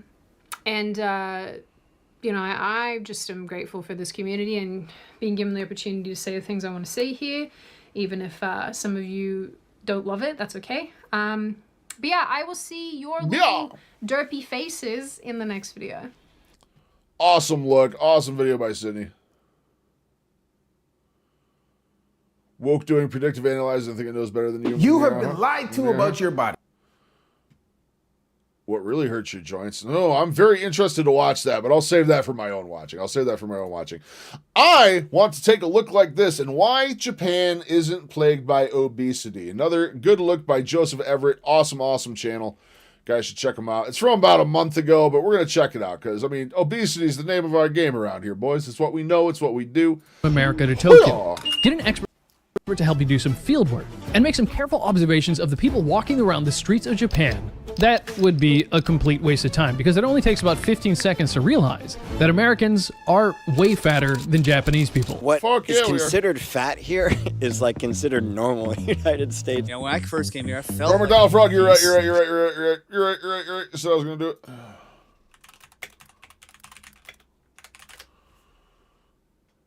Free again. Do you want to hear a joke? Yeah, of course. Well, a frog. You know how you talk about outlandish. How about this? A frog goes into a bank to get a loan. Imagine. So the frog goes up to the lady and she has a little name tag on, as they do. It says Whack. So her name is Mrs. Whack. Mm-hmm. So,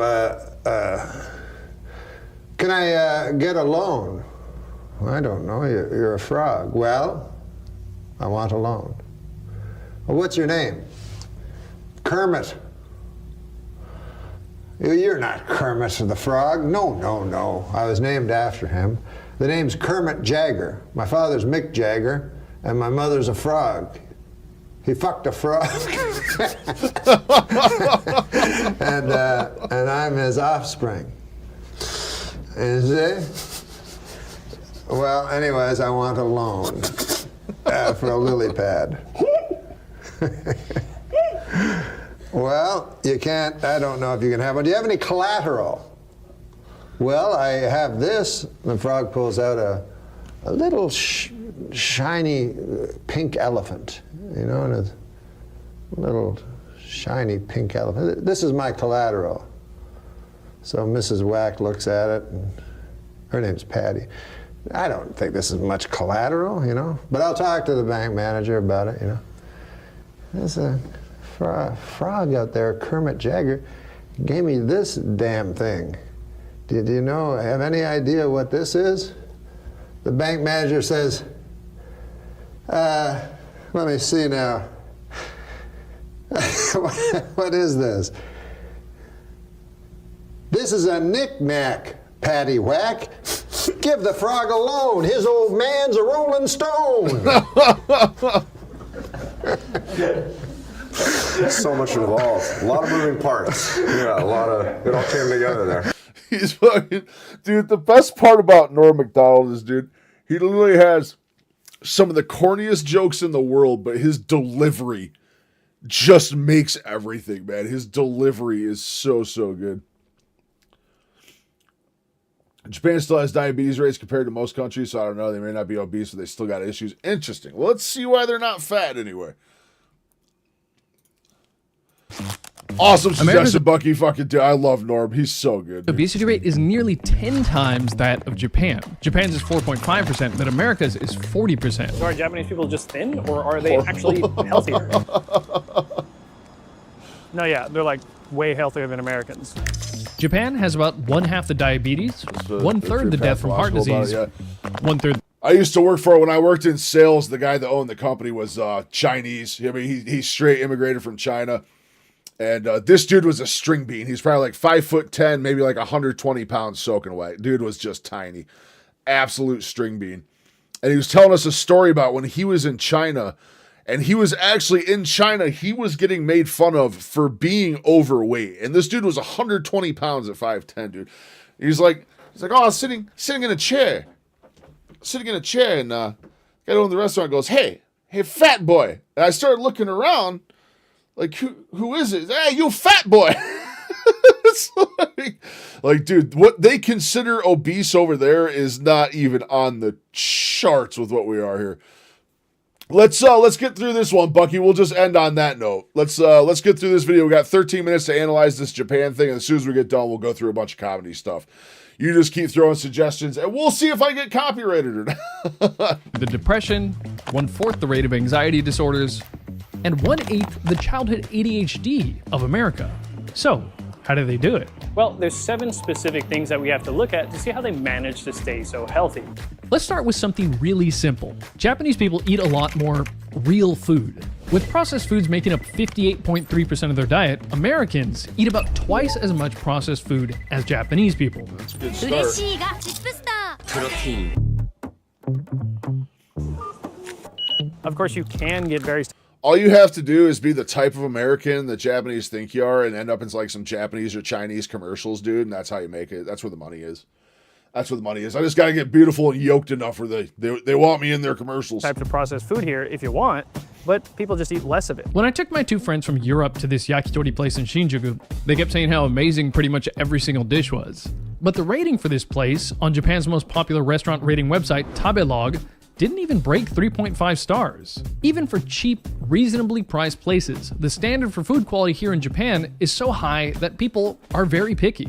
Despite over 800,000 restaurant listings, only 49 restaurants in the entire... Them Japanese chefs don't fuck around, man. Me and the wife watch a lot of cooking shows. I mean, a lot of cooking shows, dude. And I'm trying to think of his name. The young guy. There's a young Japanese chef that's on like Tournament of Champions and stuff, dude. He is nuts.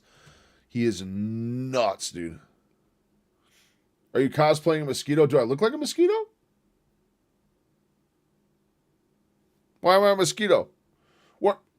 I don't get it. What about me do you find mosquito-esque right now?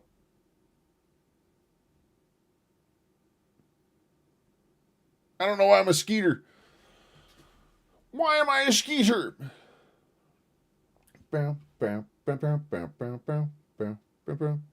Big ass mosquito. I don't know why I'm a mosquito though. Bill Burr said he doesn't go after reaction channels unless it's on his current tour. He doesn't care. It's free publicly for him, and you should look at motherhood, not the most difficult job. I'll check that one out. I love old Bill Burr. Bill Burr's older stuff is great. I think he's kind of gone in a real weird direction as of late. I don't like any of his newer stuff, but I'll check out some of his older stuff as soon as we finish our Japan video. Japan video. I'm going to go a little bigger than that. I'm going to go a little bigger than that. There we go. Let me know if that's blocking too much. Country have over 4.5 stars on Tabelog. But even though the food is really good wherever you go, people eat way less calories than Americans. The average American man eats 368 calories more than the average Japanese man. That's like eating an extra McDonald's egg cheeseburger or 2 onigiris every single day. Stack that up over a month or There's a year, 7-Elevens and it in adds up Japan? pretty quick. Of course, this is important because obesity links to all the health issues I mentioned earlier. So, they eat less calories, so obviously they're thinner. The huge question is, why do they eat less calories? Maybe it's because everybody is being constantly watched by Ohtani Shohei. Maybe it's because they're brutally fat-shamed into starving themselves. So, does Japan really hate and shame fat people like this AI narrated video that had 8 million views claimed? If you are fat, people might hate you. Well, having lived here 15 Oh, years, they just turned I me into a sumo really don't wrestler. think so. Now, it's not unusual for a friend to say something like, Hey, did you gain some weight? Yeah, a little bit. But it's really normal in Japan to say, oh, you got fat, or like, you got skinny. But it's not really shaming, it's just like an observation. Is it like a passive-aggressive comment? I'd say it's neutral, not like harsh thing. They care about me, like they see I change. Her shirt's so frilly. Oh, you gain like weight it. or you gotta lose weight. That's so normal. And then no one's gonna take offended. As long as you're close. It's kind of like, oh, hey, you got a haircut. Is it Yeah, kinda something like that? exactly. It's exactly like, it's just an observation. Japanese people aren't mean. Like, from their perspective, they would never say anything to hurt your feelings. Now, sure, this is a bigger discussion, but at the end of the day, we're very social creatures. saying, We're just saying. influenced by the people around us. I want to fit in. A 2007 study found that having an obese friend increases your chances of becoming obese yourself by 57%. The reverse is true surprise too. A 2012 study on high school students found that if you Dude, that shit's so true, dude. You hang around the gym bros, you're gonna turn into a gym bro. You hang around the people sitting on their ass playing video games, eating goddamn fucking 6,000 calories a day of carbs, you're probably gonna do the same.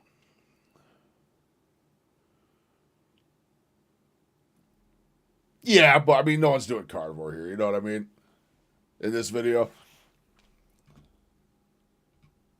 you have lean friends, you're When you're talking to people who are still eating carbs and sugar and stuff like that and not restricted down to meat, like when you're looking at it from that angle, like, yeah, then deficit's definitely going to affect weight. Deficit's definitely going to affect weight that way. less likely to gain weight yourself.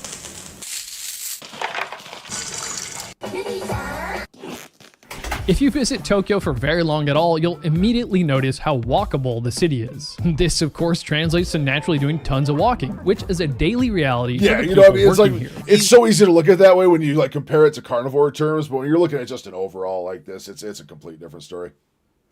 There's a lot of norm react videos. Doesn't mean it's unflaggable, though I wonder how that works. Some people do 4 to 5 react videos between music comedy and other things that seem not to get struck. It's all, see, the problem is, Bucky, it's all AI now. It is all AI that flags your videos and stuff. I've gotten flagged, so I use the standard, here, I'll show you right here. This is the standard playlist I use. This is no copyright sounds. It is a 34 million subscriber channel that guarantees everything on their channel is non-copyright. I've been copyrighted for fucking music on this playlist. I've used like this song here. Is it close? Tokyo, Lost Sky, no, Unknown Brain. I've used it in a bunch of my videos too. Retrovision Puzzle, Ellis. Somewhere in here is a song called Fearless. I've used it in like 20 different videos. I've never been struck. Yeah, right there. Lost Sky, Fearless Part 2. So, North McDonald Bag 40 is another good one. Oh, you ate water packed. I was eating Evo pack sardines and not draining them. You were truly fasting. Yeah. But like I've had this song get copyrighted from this playlist one time out of like the 50 times I've played it, because if you go look, there's a copyright version of this song and a non-copyright version of this song. Even though this one's guaranteed, it's still mixed it up with the other one. So it's just, dude, the copyright stuff. But the thing you have to realize is getting copyrighted, all that means is you can't monetize the video. That video is no longer monetized, which none of my shit's monetized, so it really doesn't bother me. Copyright strike, like actual copyright strikes, are a whole different story. An actual copyright strike, you only get 3 of those and your channel's gone, which I have had none of those. And if you do 4 cans of sardines for your old med, I think that's only about 720 calories. Yeah, it's not bad. Since the cans really just say oil, I don't know what kind of oil it is, where it came from, so it's just the oil. I'd rather just have the water ones. Yeah, for sure.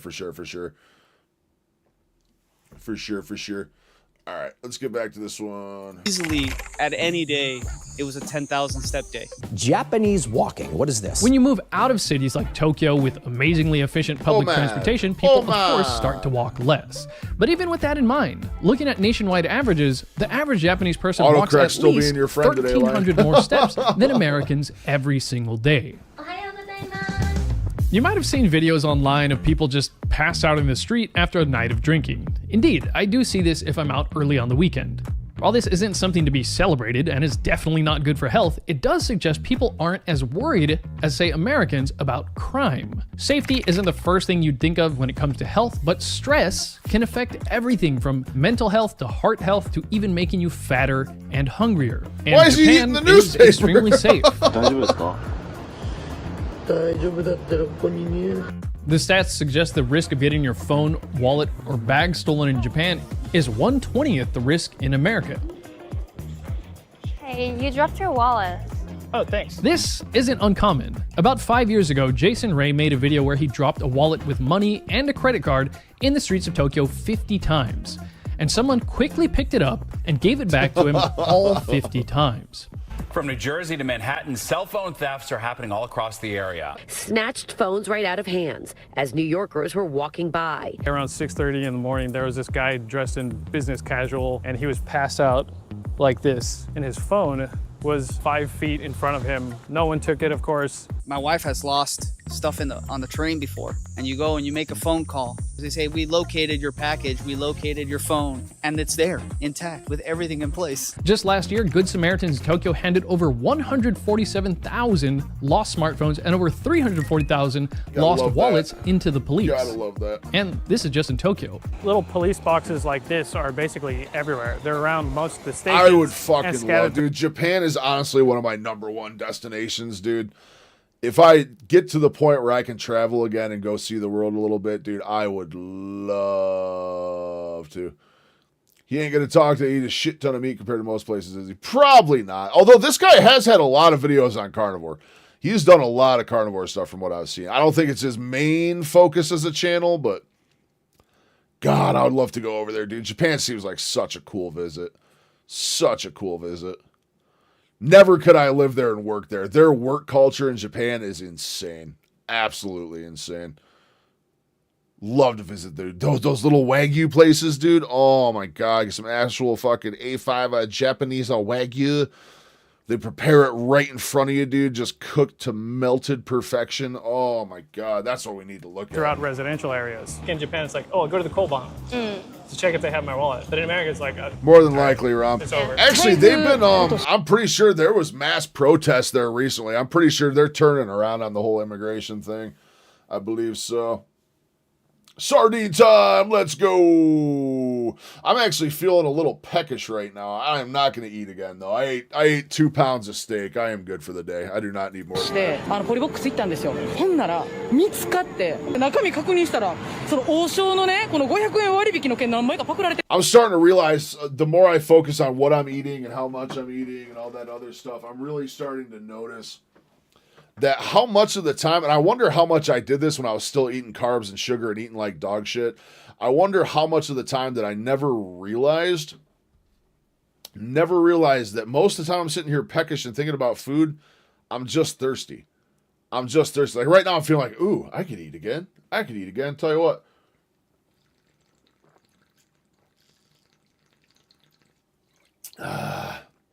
Nope, I'm good. Sure would, Rom. It sure would, brother. It sure would. Crime rate is totally lower here, like dramatically lower, so you probably have way less stress. Yeah, I mean, I just went back to the States and my city's pretty dangerous, and I notice after like a day out, I'm just tired. There is a modest link between violent crime and obesity levels, but you can't say that much about this since so much is going on here. However, some studies have found that crime links directly to obesity, even when you account for things like the fact that areas with high crime are generally poorer. Good relationships keep us happier and healthier. There's another small factor that probably reduces the stress of relationships here. People aren't really emotionally invested in politics here. They don't even talk about it too much, and they certainly don't fight about it. I've asked Japanese people that before. It's like, do you ever get in political fights with your relatives and you never talk to them again? They're like, no, never. That's also why I like about Japan, because That's Japanese people exclusively don't be too political, don't be too religious, and then like it's in the States now, like you gotta be careful lots of things. Yeah, like political. Right. That's a very, very true thing too, man. I literally last year alone, I got disowned by like 5 family members over political shit. Fucking stupid, dude. Stupid. Y'all remember like fucking a decade ago when you could have differing opinions and everyone just goes, oh, I voted for so-and-so. And you go, oh, I disagree. I voted for so-and-so. It's like, cool. All right. I'm buying the next round. Like that's as simple as it used to fucking be, dude. Now it's like, you voted for who? You're done. We never want to see you again. But just recently, people have gotten more into politics, and online, people are much more political. Special permissions and look the other way. At least clean up Houston. That's still going to be a very large task for one man, Ron. A very large task for one man. You got to tell me, dude, I'm 3 hours outside New York City, man. Fucking dicey down there. Dicey. I got all my friends that live in the city still are like trying to get the fuck out right now. They are all trying to get the hell out of New York.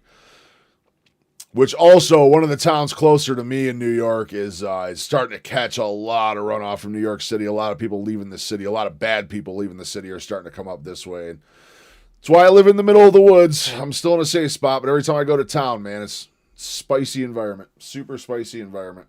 Like, are Japanese people just less hungry? When people hear that Japan has smaller portion sizes, they'll think, of course that's why people eat less calories, but why would that matter? Wouldn't they still be hungry and just order more food?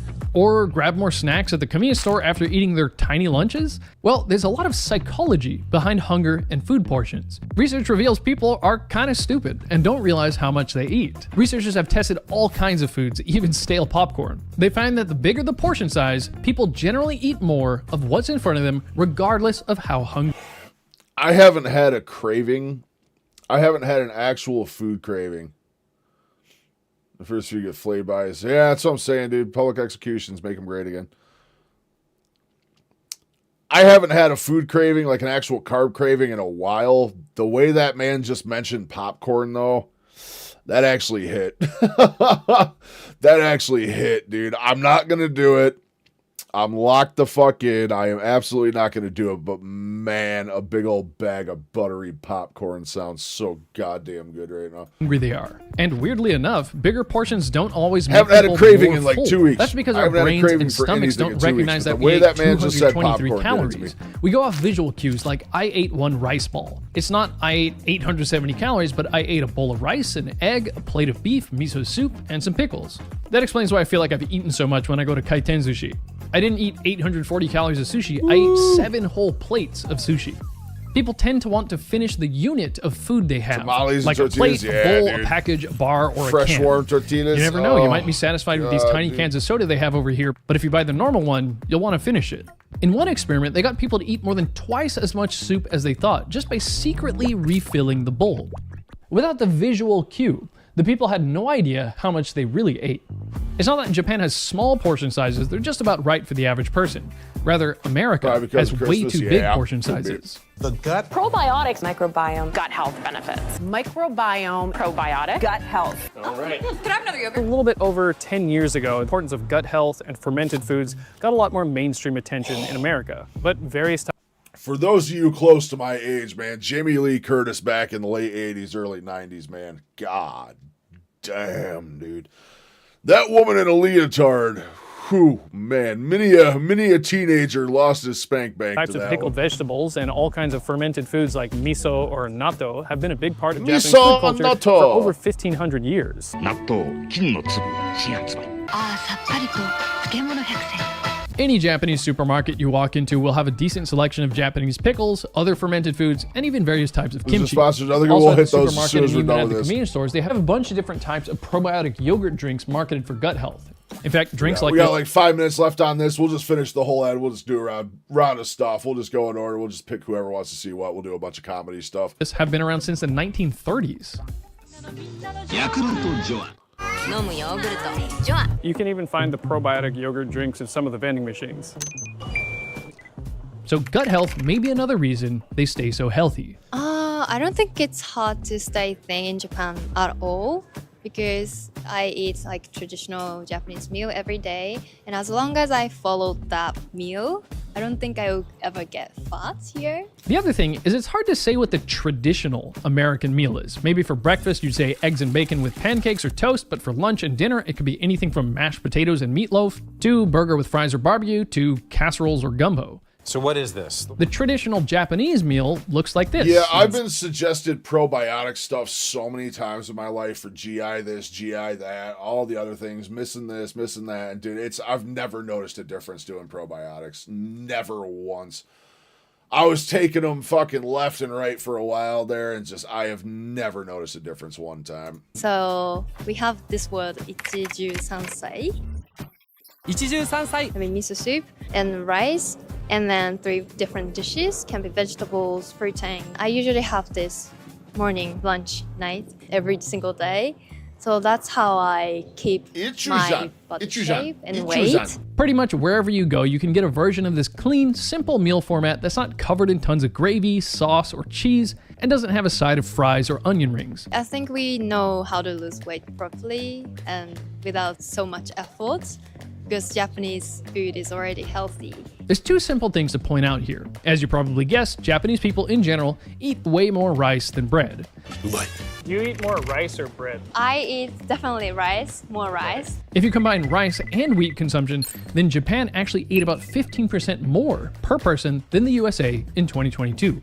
But when you break it down, Japanese people ate about 7 times the rice and 1/2 the wheat of Americans. So we could get into a long discussion about gluten or low levels of glyphosate in Oh wheat, God, gluten. but rice Not is the simply gluten. more filling than bread. If I eat bread, I don't know why, but I get really sleepy and I don't feel like I'm full. I want to keep eating. Would you say like most people You know, feel that way? I 'Cause I've thought heard that bread was going to be one of the biggest things I would absolutely miss. I really haven't. I have not missed bread one bit. Rice actually does sound far more appealing than bread, I'm not going to lie. Absolutely not going to lie on that one. Friends too. Yeah, a lot of my friends also said that, so I think that's accurate. 俺の味噌汁の話を聞いてくれ。 I drink miso soup almost every day for breakfast and dinner, usually. Now you might think that because Japan is so healthy, the average person must eat a low salt diet. Actually, no. Japanese people in fact eat even more salt than Americans. Americans get about 3,400 milligrams of sodium per day, while Japanese people are closer to 4,040 milligrams. I've done deep dives on the channel about why you don't need to be afraid of salt, but the thing here is it may help curb your appetite. We actually need salt and have a set I of love brain salt. cells dedicated to making us crave salt. Most people don't realize that they're The craving fact that I know junky that scene is literally from Terminator 2. I literally know that scene anywhere. The salt identification robot screen that is Terminator 2. Without fat or other foods, bread is meh. Yeah. I think the only bread I miss, my mom makes a type of bread called Amadama bread. And it's like pure Melissa's bread. I miss getting shit-faced after work. Fair, Lion. Fair. I don't drink much anymore. I still do drink. I'm not going to bullshit anyone right now. I am not going to eat any food.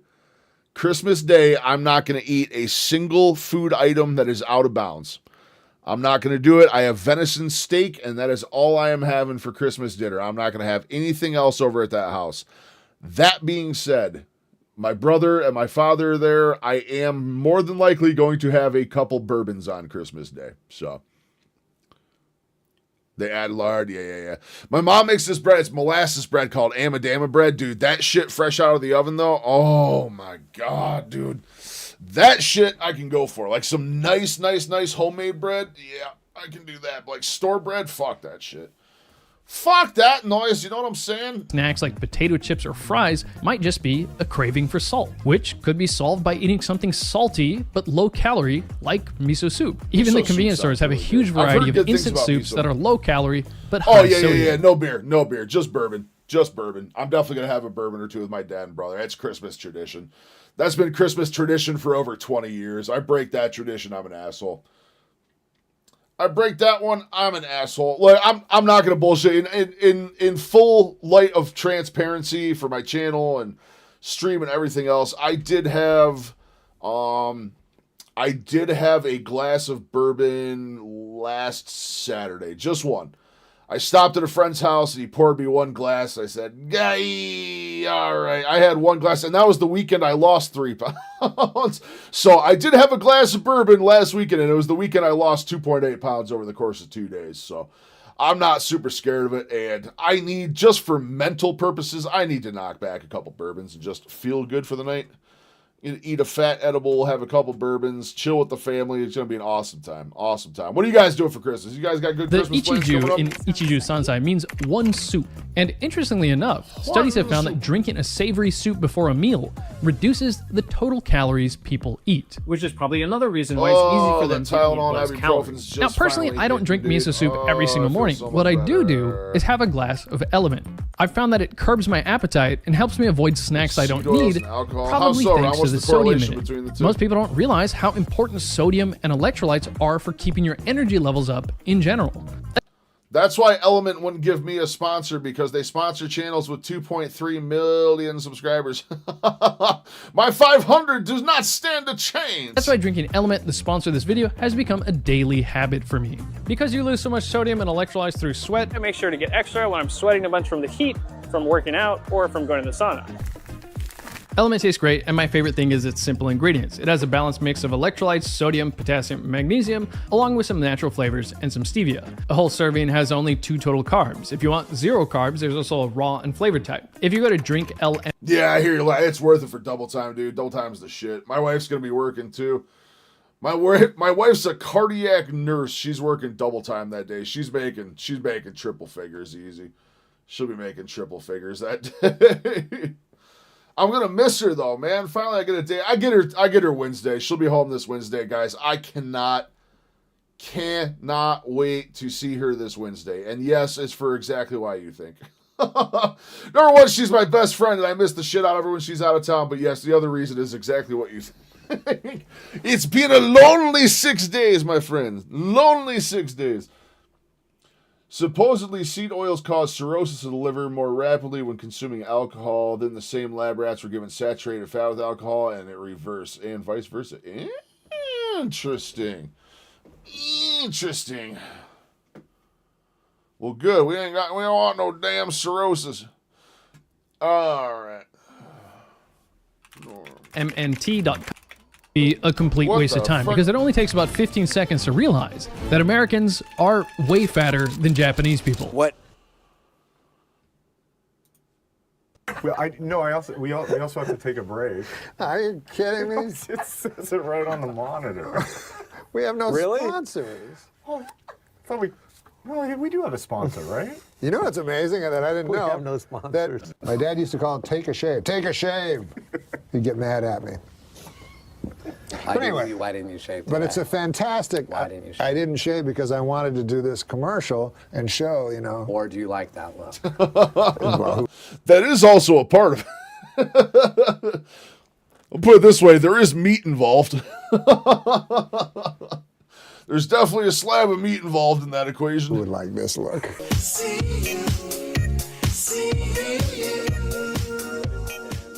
I want you to sign up for Dollar Shave Club by going to dollarshaveclub.com. Literally been sitting here alone with a Chihuahua for 6 days, and that dog is talking gibberish, man. I just need someone new to talk to around the house. /Norm. You will get. Speak up. Where is the puppy? Puppy, you want to come say hi? You want to come say hi? Come here. Come here. No, come here. What are you grumbling for? Come here. No, Grumpy Chihuahua does not want to join us. Again, I haven't looked into it. I have no idea how true. Well, maybe we'll check it out next time. Maybe we'll look into that tomorrow a little bit. Get high-quality razors sent to your door. That's not, come on. It's a little frightening. It's a little frightening.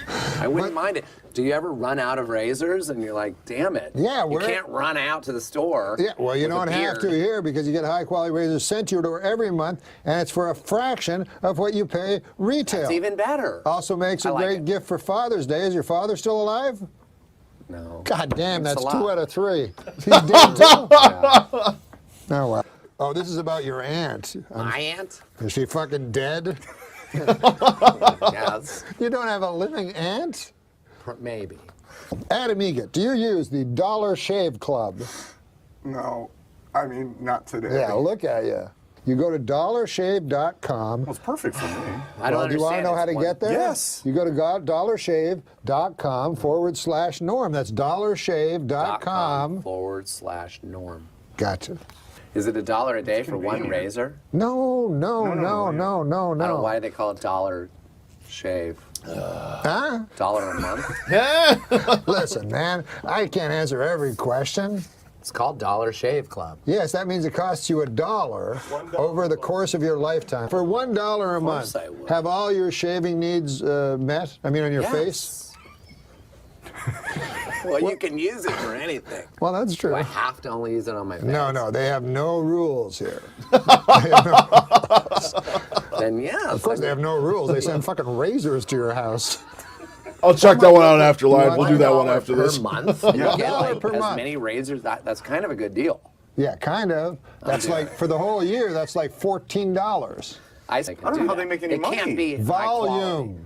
They can't be high quality razors for Well, $1 a month. They're the highest quality razors in the world. You can slit your wife's throat. It's somewhere in between. You can I slit think your it's somewhere in wife's between. throat. It says high quality. Well, it's definitely high quality. It's because they told high-quality us razors earlier. sent to your door. Andy Dick's a High-quality fucking razor. weird Every beard, month. man. You would He's be a crazy fucking not to weird have beard. high-quality razors sent to your house every day. Man did so much cocaine in the early 90s, he's still fucking fried.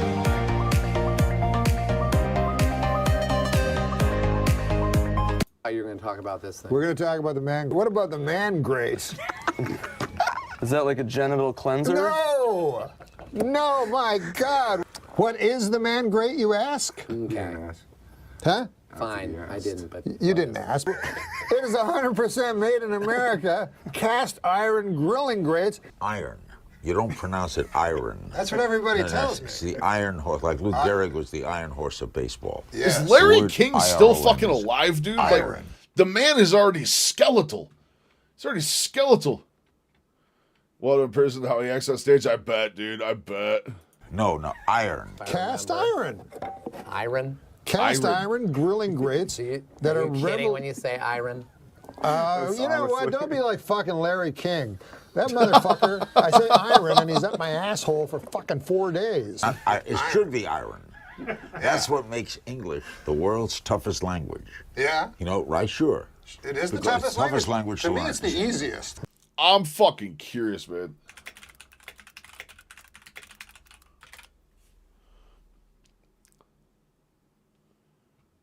Okay, Jesus Christ, he died in 2021. I was going to say, there's no way Larry King's still alive. There's no way Larry King's still alive. Man, great. Great. Have you heard of the man great? Yes, I have. You have? Yeah. It's a load-bearing end, Benny. Where'd you hear about it? On Adam Carolla's podcast. Wow. Yeah. How about that? Do you have a father? Man great is the perfect gift for this Father's Day. Is he alive? Yeah. Yeah. Is he alive? 100% made in America. If he was dead, it would have been a really bad moment in the commercial. Hey, your dad's alive? No. Fuck. God damn it. I'm sorry about your dad. That's fine. Your father's dead. But you have children. You are a father. Yes, and I'm not dead. Yes. Maybe you'll give me one. And I'll give you one. Is your mom still alive? My mom? Yeah. No, she's dead. Jesus Christ, is any of your relatives fucking alive? It's man great. They're revolutionizing the way people grill. Oh, I miss Norm, man. He was so great. You haven't heard of the He revolution? was so great. You can put chicken on this or steak. That's not that unique.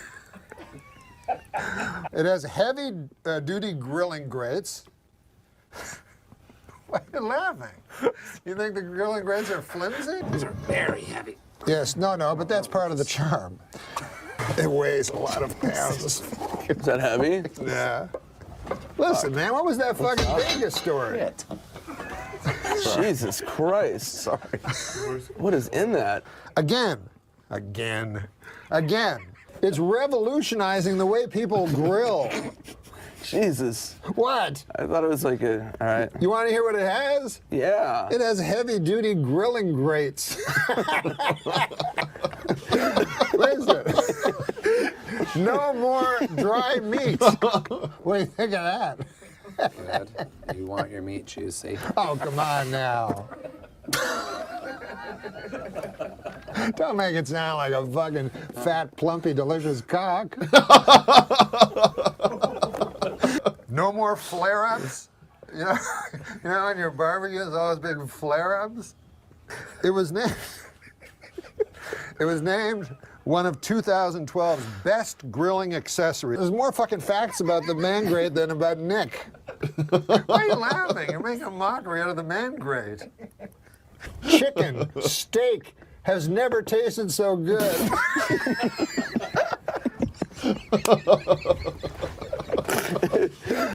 Hey, how about this? Each Norm Macdonald show order comes with a heavy-duty grilling brush. Jesus. You don't want to put that on your not dry meat? Look at that. Those things are dirty. No. That's from the iron. Are you sure? Yes. Well, it's not from my cock. What? I just went to the bathroom. You say cock so much. I'm coming in your butt. Oh my God. Well, listen, man. Hey, your mouth is my toilet.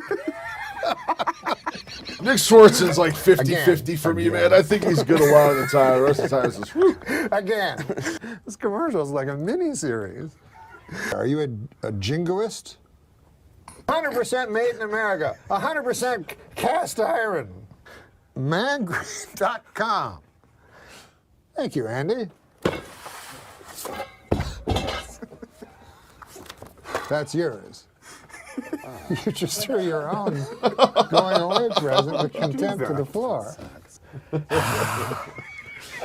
That was our only. No, I guarantee those are real sponsors, Betty. This is just Norm's delivery. Dude.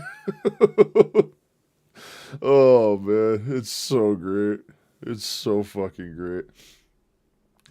I would literally, if I had a product, I would have fucking killed for him to advertise it like that. Are you kidding me? Sponsor. Oh, yeah, you lost. Yeah, now we found out we lost Mangrate as a sponsor. And then earlier today, I think we were told legally we can't say we lost them as a sponsor even. Yeah, I think we were still waiting to find out if we were allowed to say that. But anyways, that was who cares? Schwartzen. We lost them. That was Nick Swartzen that fucked it all up. One of your lesser known, but one of my favorite things you've ever done is a commercial you did for the Man Grate. God. That's an online only thing, don't you think? It's got like 100,000, maybe a couple of million views. And I just want to know, did they ever come around to your interpretation of their ad and their product? No, what he's referring to is I I have this podcast that, I do this podcast, I don't make any money off it. And then they're like, do this commercial. I'm like, fucking don't even. And then it's about to go down. We're here to stay and run this town. Bring in the heat, bring in the energy. We're the queens of the festival, can't you see? We're the queens of the festival, here to rule. Festival queens and style, we own this domain. And Okay. Well, that turned into a music video. All right, what are we doing next? Bill Burr, Motherhood is not the most difficult.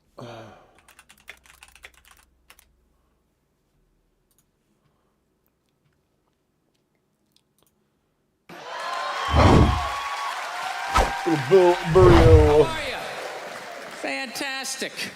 The other day I got in an argument with my girlfriend, right? She likes watching the Oprah Winfrey Show, and I love to watch her watch the Oprah Show. And then I wait for Oprah to say something that I don't agree with, and then I take it out on my girlfriend because I'm an asshole. So Oprah brings out this guest. She gives her this huge intro. She's been on this, she's been on that, and she does the most difficult job on the planet. She's the mother. So immediately I look at my girlfriend. I'm like, really? Being a mom is the most difficult job on the planet? How many mothers died on Ice Road Truckers last season? Any moms get washed overboard on Deadliest Catch? I'm not trying to be disrespectful, but what would you rather have as a job? 10 tins is You want to scoop wild, scallops off the bottom of the ocean, catching that lobster trap to the back of your head? Or do you want to hang in the sunshine with a couple of rugrats? What? You'd send them to bed anytime you want and some trumped up charges because you want to have a drink and watch The Price is Right? I don't know, maybe I'm wrong. Maybe it is the most difficult job. I mean, I thought roofing in the middle of July as a redhead, you know? Been there. I thought that was a difficult job. I really did. I thought it was difficult. But evidently, these mothers, they're bending over at the waist, putting 4 days the DVDs limit. into That's a DVD lot. players. I was going to say, I didn't think you were eating 10. Pinned God down by damn. a sniper. What a joke! You ever burp a baby and forget to put that towel up there? There's another shirt you gotta wash. Oh, lift with your knees and put it in that machine that does it for you. Dude, any job you can do in your pajamas 5 or is not 6 if you're difficult. hungry. Yeah, it's still a lot. That's still a lot of tins. I'm sure it's... I got to get past my my reservations about getting on 1 tin and go from there. However, I'm still well over 70 days. I don't even know how many days. Day 22 and 90. I got 68 more days. I got 68 more days on Lion. 68 more days of Lion. Then we can consider sardines again. Then we can consider them. Or maybe I'll just stay on Lion. Who knows? Who knows? It could go either way. Yeah, to hell with these mothers. Watching cartoons, taking naps. Look, I'm messing around, but come on. I know it's a difficult job, but the most difficult job on the whole planet. Remember when Saddam Battle lit Axe, the we'll oil do fields Battle on Axe after fire, this one. and those poor bastards had to go put them out? That's like 8 minutes. We'll do this one. We'll do Battle Axe. We'll probably be getting pretty close to ending after that. But we'll see. We'll see. We might keep going for a little bit. We'll see, though. Two gym sessions today. Put my dick in the dirt, boys. My dick in the dirt. 4,000 degrees. Ain't nobody want a Walking dusty in with dick. your little asbestos shield, just walking into flames. You want to do that or watch Bob the Builder again? I mean, be honest with yourself.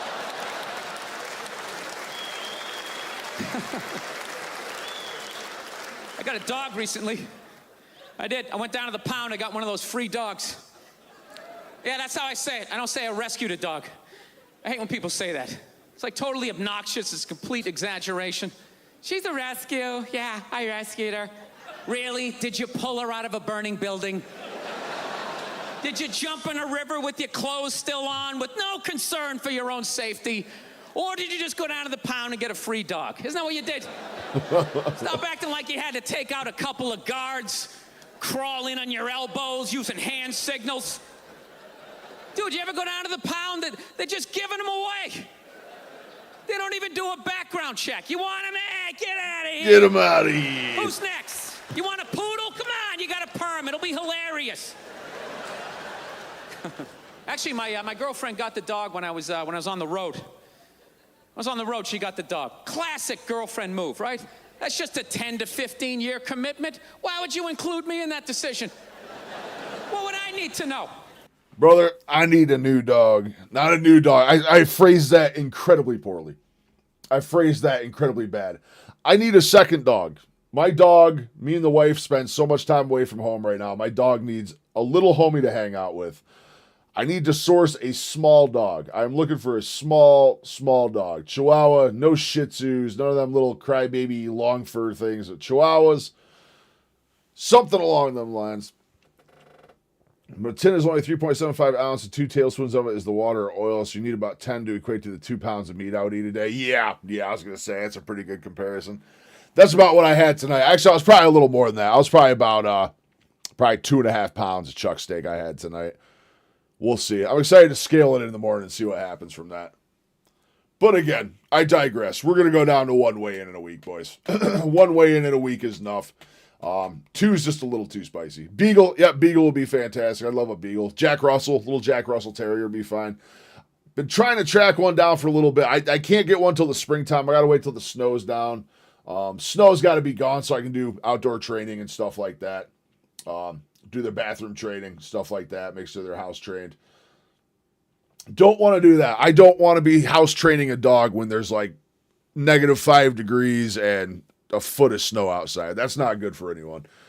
But if I get one in the spring, that gives me spring and all summer to house train and get them all trained up and accustomed and hang around the other dog. But I would love a Beagle. Beagle are great dogs. I love them. But I need something small. I can't keep up. With my knees and my joints so bad, I can't keep up with big dogs anymore. I would love to get a lab or something else, but they're too much. I can't keep up with them.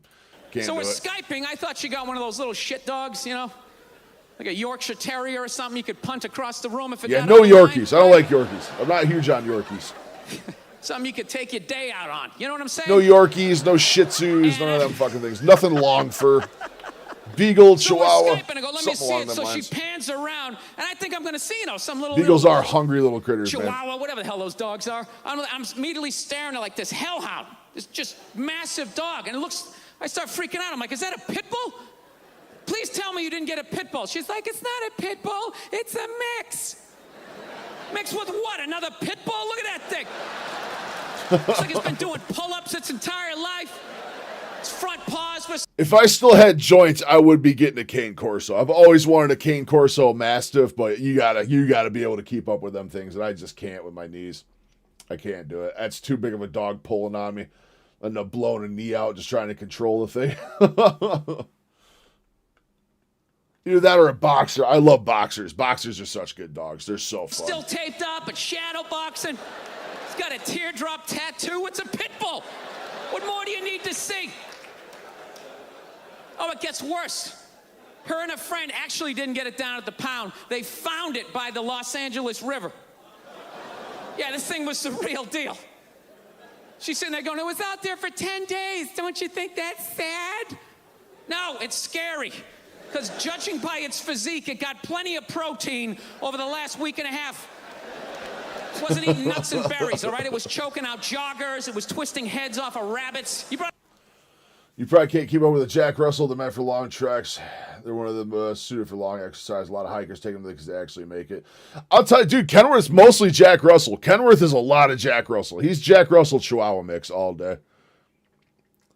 You posted or put out a video? Have you made oxtail or made some tallow balm? I haven't done balm yet. I do want to make some more tallow. I have one video on making my own tallow. It went okay. Actually, no, I don't have a video on making. I have a portion of a video I talk about the tallow I made. It was really, really good. I'm out of it now. I actually bought some from a local farm. I found a local farm that's making tallow, but Jesus Christ, it's expensive. It was like $9.99 a pound for this tallow, but it's amazingly high quality. It's crazy, crazy high quality. But yeah, I'll tell you what, Rob, I'll tell you, dude, Kenworth is Jack Russell. He's probably 80% Jack Russell, and then the rest is Chihuahua. But if I could find another like that, dude, oh my God. Love it. Absolutely love it.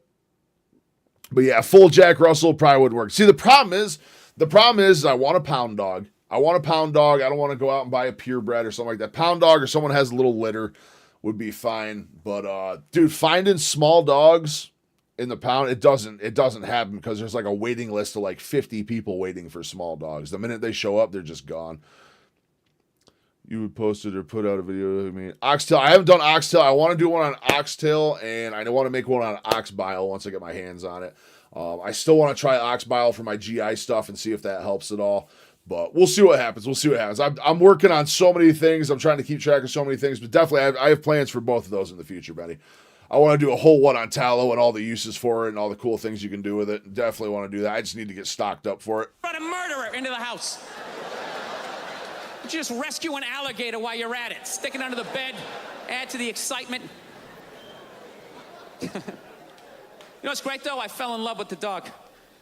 Absolutely love this dog, and I'm totally sold on the breed. And I know a lot of people don't like pit bulls because they ate a couple of kids. I understand that. I'm telling you, you owe it to yourself at some point in your life to walk down the street with a pit bull. You got to do it. It's tremendous. People just get out of the way. I got 2 pounds of liver in my fridge right now, Bucky, right now. I'll have a video on me trying it coming out probably next week. Or it's in my freezer. It's in my freezer right now. I bought 2.5 pounds yesterday. I love having the whole... So we're going to see what happens. I'm going to thaw it out probably early next week. I'll do a video early in the week on me trying liver for the first time in probably 25 years. I'll have that out. I'm going to take a nice chunk. I'll cut it up, a couple nice strips off of it. I'm going to try it, and if I don't really like it, I'm not going to waste the rest. Yeah, I know. It was my only option. It was 2 pounds. They also have cow tongue and kidneys over there, too. They do have tongue and kidneys. So I will probably end up trying all of them, I think. We'll see what happens, though. The tongue, I don't know, dude. I will probably, I think in order it's liver, tongue, then kidneys. I don't know about kidneys, dude. Kidneys have to be so grainy and gross and I don't know. I'll definitely try the tongue before anything, though. I will definitely try tongue. We'll see what happens, though. I'm getting far more experimental in food choices. Definitely getting far more experimental. Side of the street to myself. It's awesome. Yeah. Black people have no idea how difficult it is as a white man to have to walk down the street every half a block, have frivolous conversations about the weather. Oh, man, I think it is going to rain. Why? Why do we have to have this conversation? No, it's tremendous. I like the respect. Look at me. My whole life I've looked like Ron Howard. You realize that? My whole life I've been mugged repeatedly. I've never had any street cred whatsoever. I got a buddy of mine who's just starting to bald a little bit, dude. He looks so much like Ron Howard. It's not even funny. I give him shit all the time about it. Give him shit all the time. Oh, baby. The second they see this I want to start a podcast with a buddy of mine. Oh, my God. I would love to do that. It's the best dog on the planet. You got to get a pit bull. I'm telling you, man. It's like a gun you can pet. Get 2 of them. Come down to you. Just strapped. All of a sudden, there's no line at the ATM. It's just the whole world opens up for you.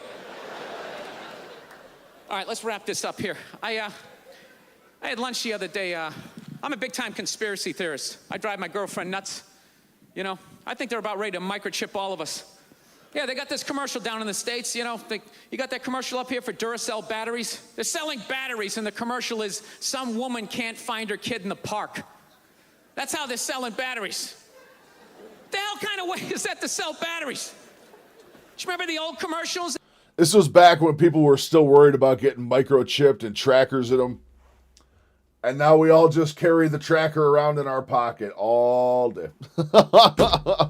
That's where we are now. They just show some guy in a rainstorm, has a flat, pulls out a flashlight. Oh, thank God. I've definitely, my tastes have definitely been broadening. I'm definitely far more willing to try new stuff, Benny. I surely am. Surely am. I'm curious to see how liver goes. Just looking at it, man, how dark it is. Woo! It's going to be interesting. Like I said, I'm going to take 2 big old strips of it. I'm just going to lightly air fry it and see what happens. And if I don't like it, I'm not going to waste any. I'm not going to get rid of it. My mom has a meat grinder over at her place a few miles up the road. So what I'll do, I'm going to do a few strips. I'm going to try them in the air fryer. If I don't really like it, I'm going to go up and grind it up, and I'm going to mix it in with the rest of my my 7327 beef. I'll just do it ground, mixed right in. Won't even know. What do you Duracell? You can see how wet I'm getting. The other Brian Johnson. Did you know he is also a Brian Johnson, Benny? Actually, where is it? Hold on. There's Brian Johnson versus...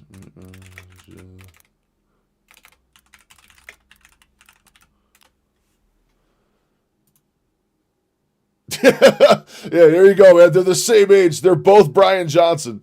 The Liver King and the Don't Guy Die. The Don't Guy Die. The Don't Die guy. Yeah, both Brian Johnson, same age, Liver King and the Don't Die guy. They're the exact same. Oh, fucking wild, dude. Absolutely wild. The first time I saw this, it just said, "Which way, Western man?" Neither. I choose neither of those directions. I don't want either of those things. Wrong one. Wrong one. What are we doing? Billy Burke. That was it. Now they're showing this woman she can't find her kid in the park. She's sitting there going, Kevin? Kevin? Has anybody seen Kevin? Sitting there freaking out, then she pulls out this little device, beep, beep, beep, beep, beep, beep, and there comes Kevin running out of the woods. And they're like, Duracell batteries. It's like, dude, the hell with the batteries. What was that thing she just took out of her pocket? How did Kevin know to come out of the woods?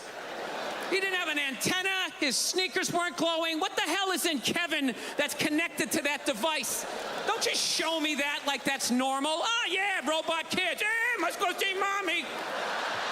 You guys were awesome. Thank you so much. That was a good one, line. That was definitely a good one. What I want to do.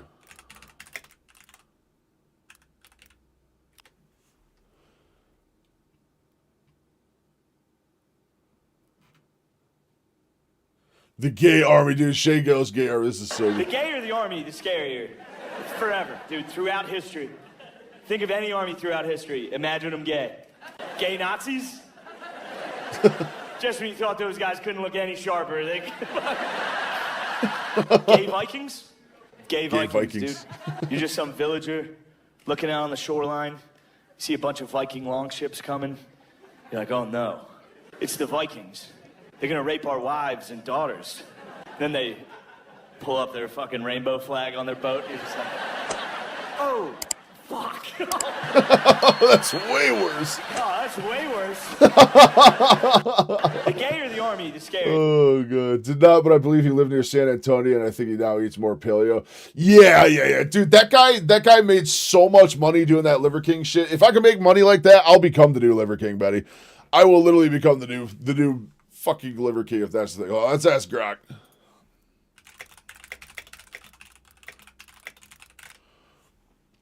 Was it last thing I saw about the Liver King? He was on some tirade how he was going to kill Joe Rogan or something. That was like the last I saw of him. A claimed net worth of $310 million. Yeah, I don't believe that. However, independent estimates from financial analysis sites, news outlets, and so consider around 10. Dude, the dude is worth almost 15 mil off that shit. 15 mil off, and all he did was eat steroids, or I'd say eat steroids. All he did was eat fucking roids, put roids in his ass, and eat whatever meat was laying around on video, and that was it. Remember how long he claimed to be natty? You remember how long he claimed to be natty? I do.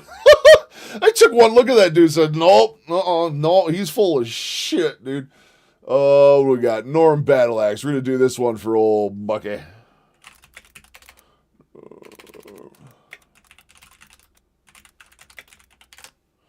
Oops. I've been on a lot of shows, but there's no better crowd than you right here. I'll tell you that right now. He probably also ate the roids. I'm pretty sure every orifice that man had, there was just roids going in. But literally, last thing I saw about him was like a few months ago. He was like making videos about how he's gonna kill Joe Rogan or something, dude. I don't even fucking know. Utter chaos, dude. Utter fucking chaos. You're a pro. You're a pro. You came out here. You lit this crowd up. I'm just telling the truth. You're a truth teller. You got your book there? Oh yeah. Let me read some of it. You don't have to do. You don't have to do that. That's rich. Look,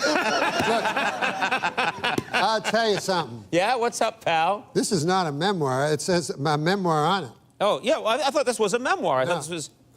No, it only says a memoir on it, but it's a novel. I don't know, so. I was angry when it was in the nonfiction. Yeah.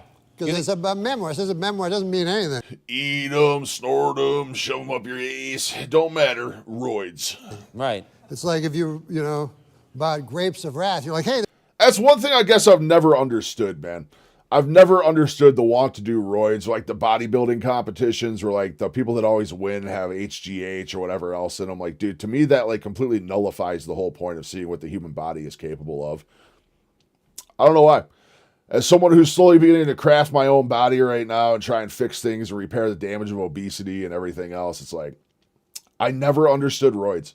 I never understood the want to take roids. I guess if you want to be huge, it was like, dude, why? No, why? I don't know why. I don't get it. Hey, there's no grapes. Yeah. Or you put in the grape section. That's smart. Yeah. Then everybody will find grapes of wrath. Yeah. People that like grapes. Okay, listen. Norm, settle down. Have I made my point? You made your point. If this was a memoir, if this were a memoir, yeah, I would put juicy things from my own life. Right, right. Like what kind of things would you put in there that nobody knows? Well, I guess the biggest thing that nobody knows about me is I'm a deeply closeted gay man. What? I mean, that's, you're a gay man? I'm not gay. I said I'm deeply closeted. Oh my God, dude, I love Norm. So you're a gay man who won't admit it? No. Do you know what deeply closeted means? Yeah. It means a man who will not acknowledge that he's gay. Yes. So I'm telling you, I'm not gay. I got a wife. You got a wife? I just got married because I thought, go through that charade, keep appearances up. Oh, yeah.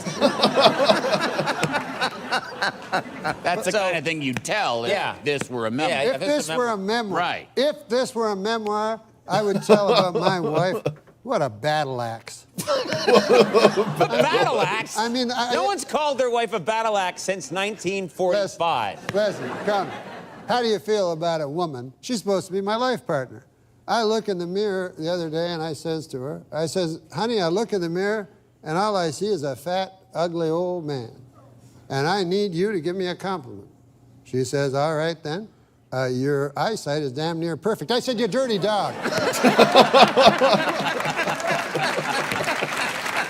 Wait, you called her a dirty dog? A dirty dog. A dirty dog. We have fights constantly. Oh, you do you? Oh, and dude, sometimes everything, it dude, bleeds literally over, like just, I don't know, Norm's delivery was so good. It doesn't even matter what he says. Even when he's not telling a joke, it's just funny. You can literally just sit there and listen to Norm talk about any topic, anytime, about anything. And it's just the funniest goddamn thing you've ever heard, dude. Just his delivery is so good. We're driving that car. So good. We went past a bunch of animals. There was a pig, a cow. And I admit this is a little cruel. You were kind of mad at her at the time. I was mad at her. So I said, hey, you see that pig, that cow, you know, horse? That remind you of any of your relatives? She says, yeah, my in-laws. I said, you dirty dog. Oh, wow. You dirty dog. Wow. Dirty dog again. Wow. I tell you, until I met my wife, I always felt incomplete. Now I'm finished. But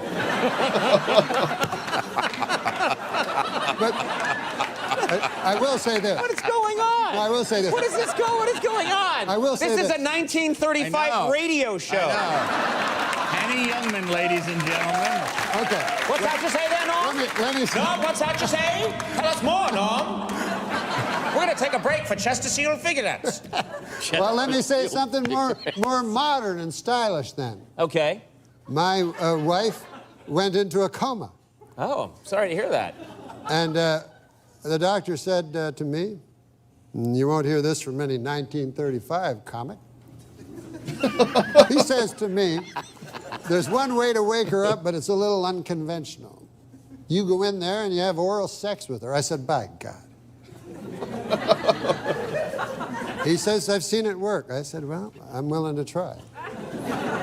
So I go in there, I'm in there about 5 minutes, and I come out. I said, Doc, she's choking.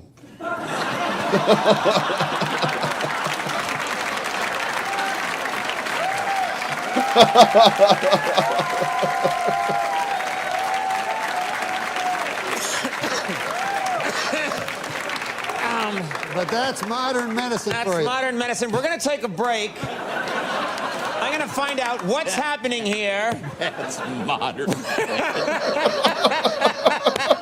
We're going to take a little break here. Here's a message from the good people at Bosco Chocolate Syrup. We'll be back. More Norm McDonald after this. That was a good one, Bucky. That was a good one. Awesome suggestions, boys. This was an awesome stream. I had a ton of fun with this stream. I'm feeling better. My ibuprofen got in me. I'm not feeling as congested right now. Hopefully, I was just kind of sitting here and it's too hot in here and stuffy and puppy dandruff everywhere all over the place. There's just puppy floating around this whole room. This place needs to get vacuumed so bad once I move my office. So we're going to do that. Again, I am going to be live tomorrow night, same time. I'll be live tomorrow at 4 p.m. normal time. Wednesday, I will not be streaming. Normal day off. Christmas, I will not be streaming. And Friday is in the air right now. It's 50-50 whether or not I'll be streaming because hopefully, I feel like I've been saying this for 3 weeks, but hopefully I will be moving to my new office. We have the wire ran. Everything else is set up. But I had an absolute blast with you guys tonight, man. You guys are amazing. I love when you hang out. We held double-digit viewers for almost the entire stream tonight. A lot of people lurking. Anyone who's still lurking who hasn't chatted, man, you guys are awesome. Lurking is love. Lurking is absolutely love. Super phenomenal stream. I think we're going to start doing a lot more comedy stuff. As long as we don't get pinged for any copyright shit on that, we should be good. We should be good, but I think we're going to call it a night right there, gentlemen. We're about 8 o'clock on the dot. I know I started about 15 minutes late, but I still got to clean the kitchen up. I got to do some laundry still, so I'm going to get some stuff done around here. I'm going to hang out with the puppy for a little bit, and then I still sleep alone tonight. I still got a whole nother day until the wife shows up, so I was just reading about tallow for knees and elbow joint pain. It says it won't help the joints with the skin, but only use sparingly once a week because it clogs pores. Gotcha. Yeah, I intend, before I do the tallow video, Benny, I'm going to look into it a lot more. It's not something I just want to slap out. It's going to be a long form. It's going to be heavily in depth. I want to get my, good thing they don't read. Yeah, right? Oh, man. But it was a super fun stream tonight. You guys are amazing, man. Thank you so much for hanging out. You guys have a good night. We're going to call it there. And, yeah, I'm going to do another double session in the gym tomorrow. We'll be back at 4 p.m. Do not miss it. You want to be here. Hopefully, you guys are going to have an amazing week for Christmas. Hopefully, you guys got some family stuff set up. If not, you're always family here. You guys know that. So, again, be live tomorrow. 4 p.m. We'll see you guys there. Thank you so much for hanging out tonight. As always, you guys are amazing. I had an absolute blast. Like I said, I was super tired. I was grumpy when I started this stream, dude, and you guys just keep me going. You really do. Absolute blast. You guys keep the stream going. You keep the conversation going. This is absolutely amazing. Awesome stream. We had 13 people at one point. We were almost double-digit viewers the whole stream, dude. Awesome stuff. We're growing. The love is growing. We're shredding weight, every single one of us. You guys are amazing. Every single one of you. Thank you so much. You guys have an amazing night. I'll see you tomorrow, 4 p.m. Eastern.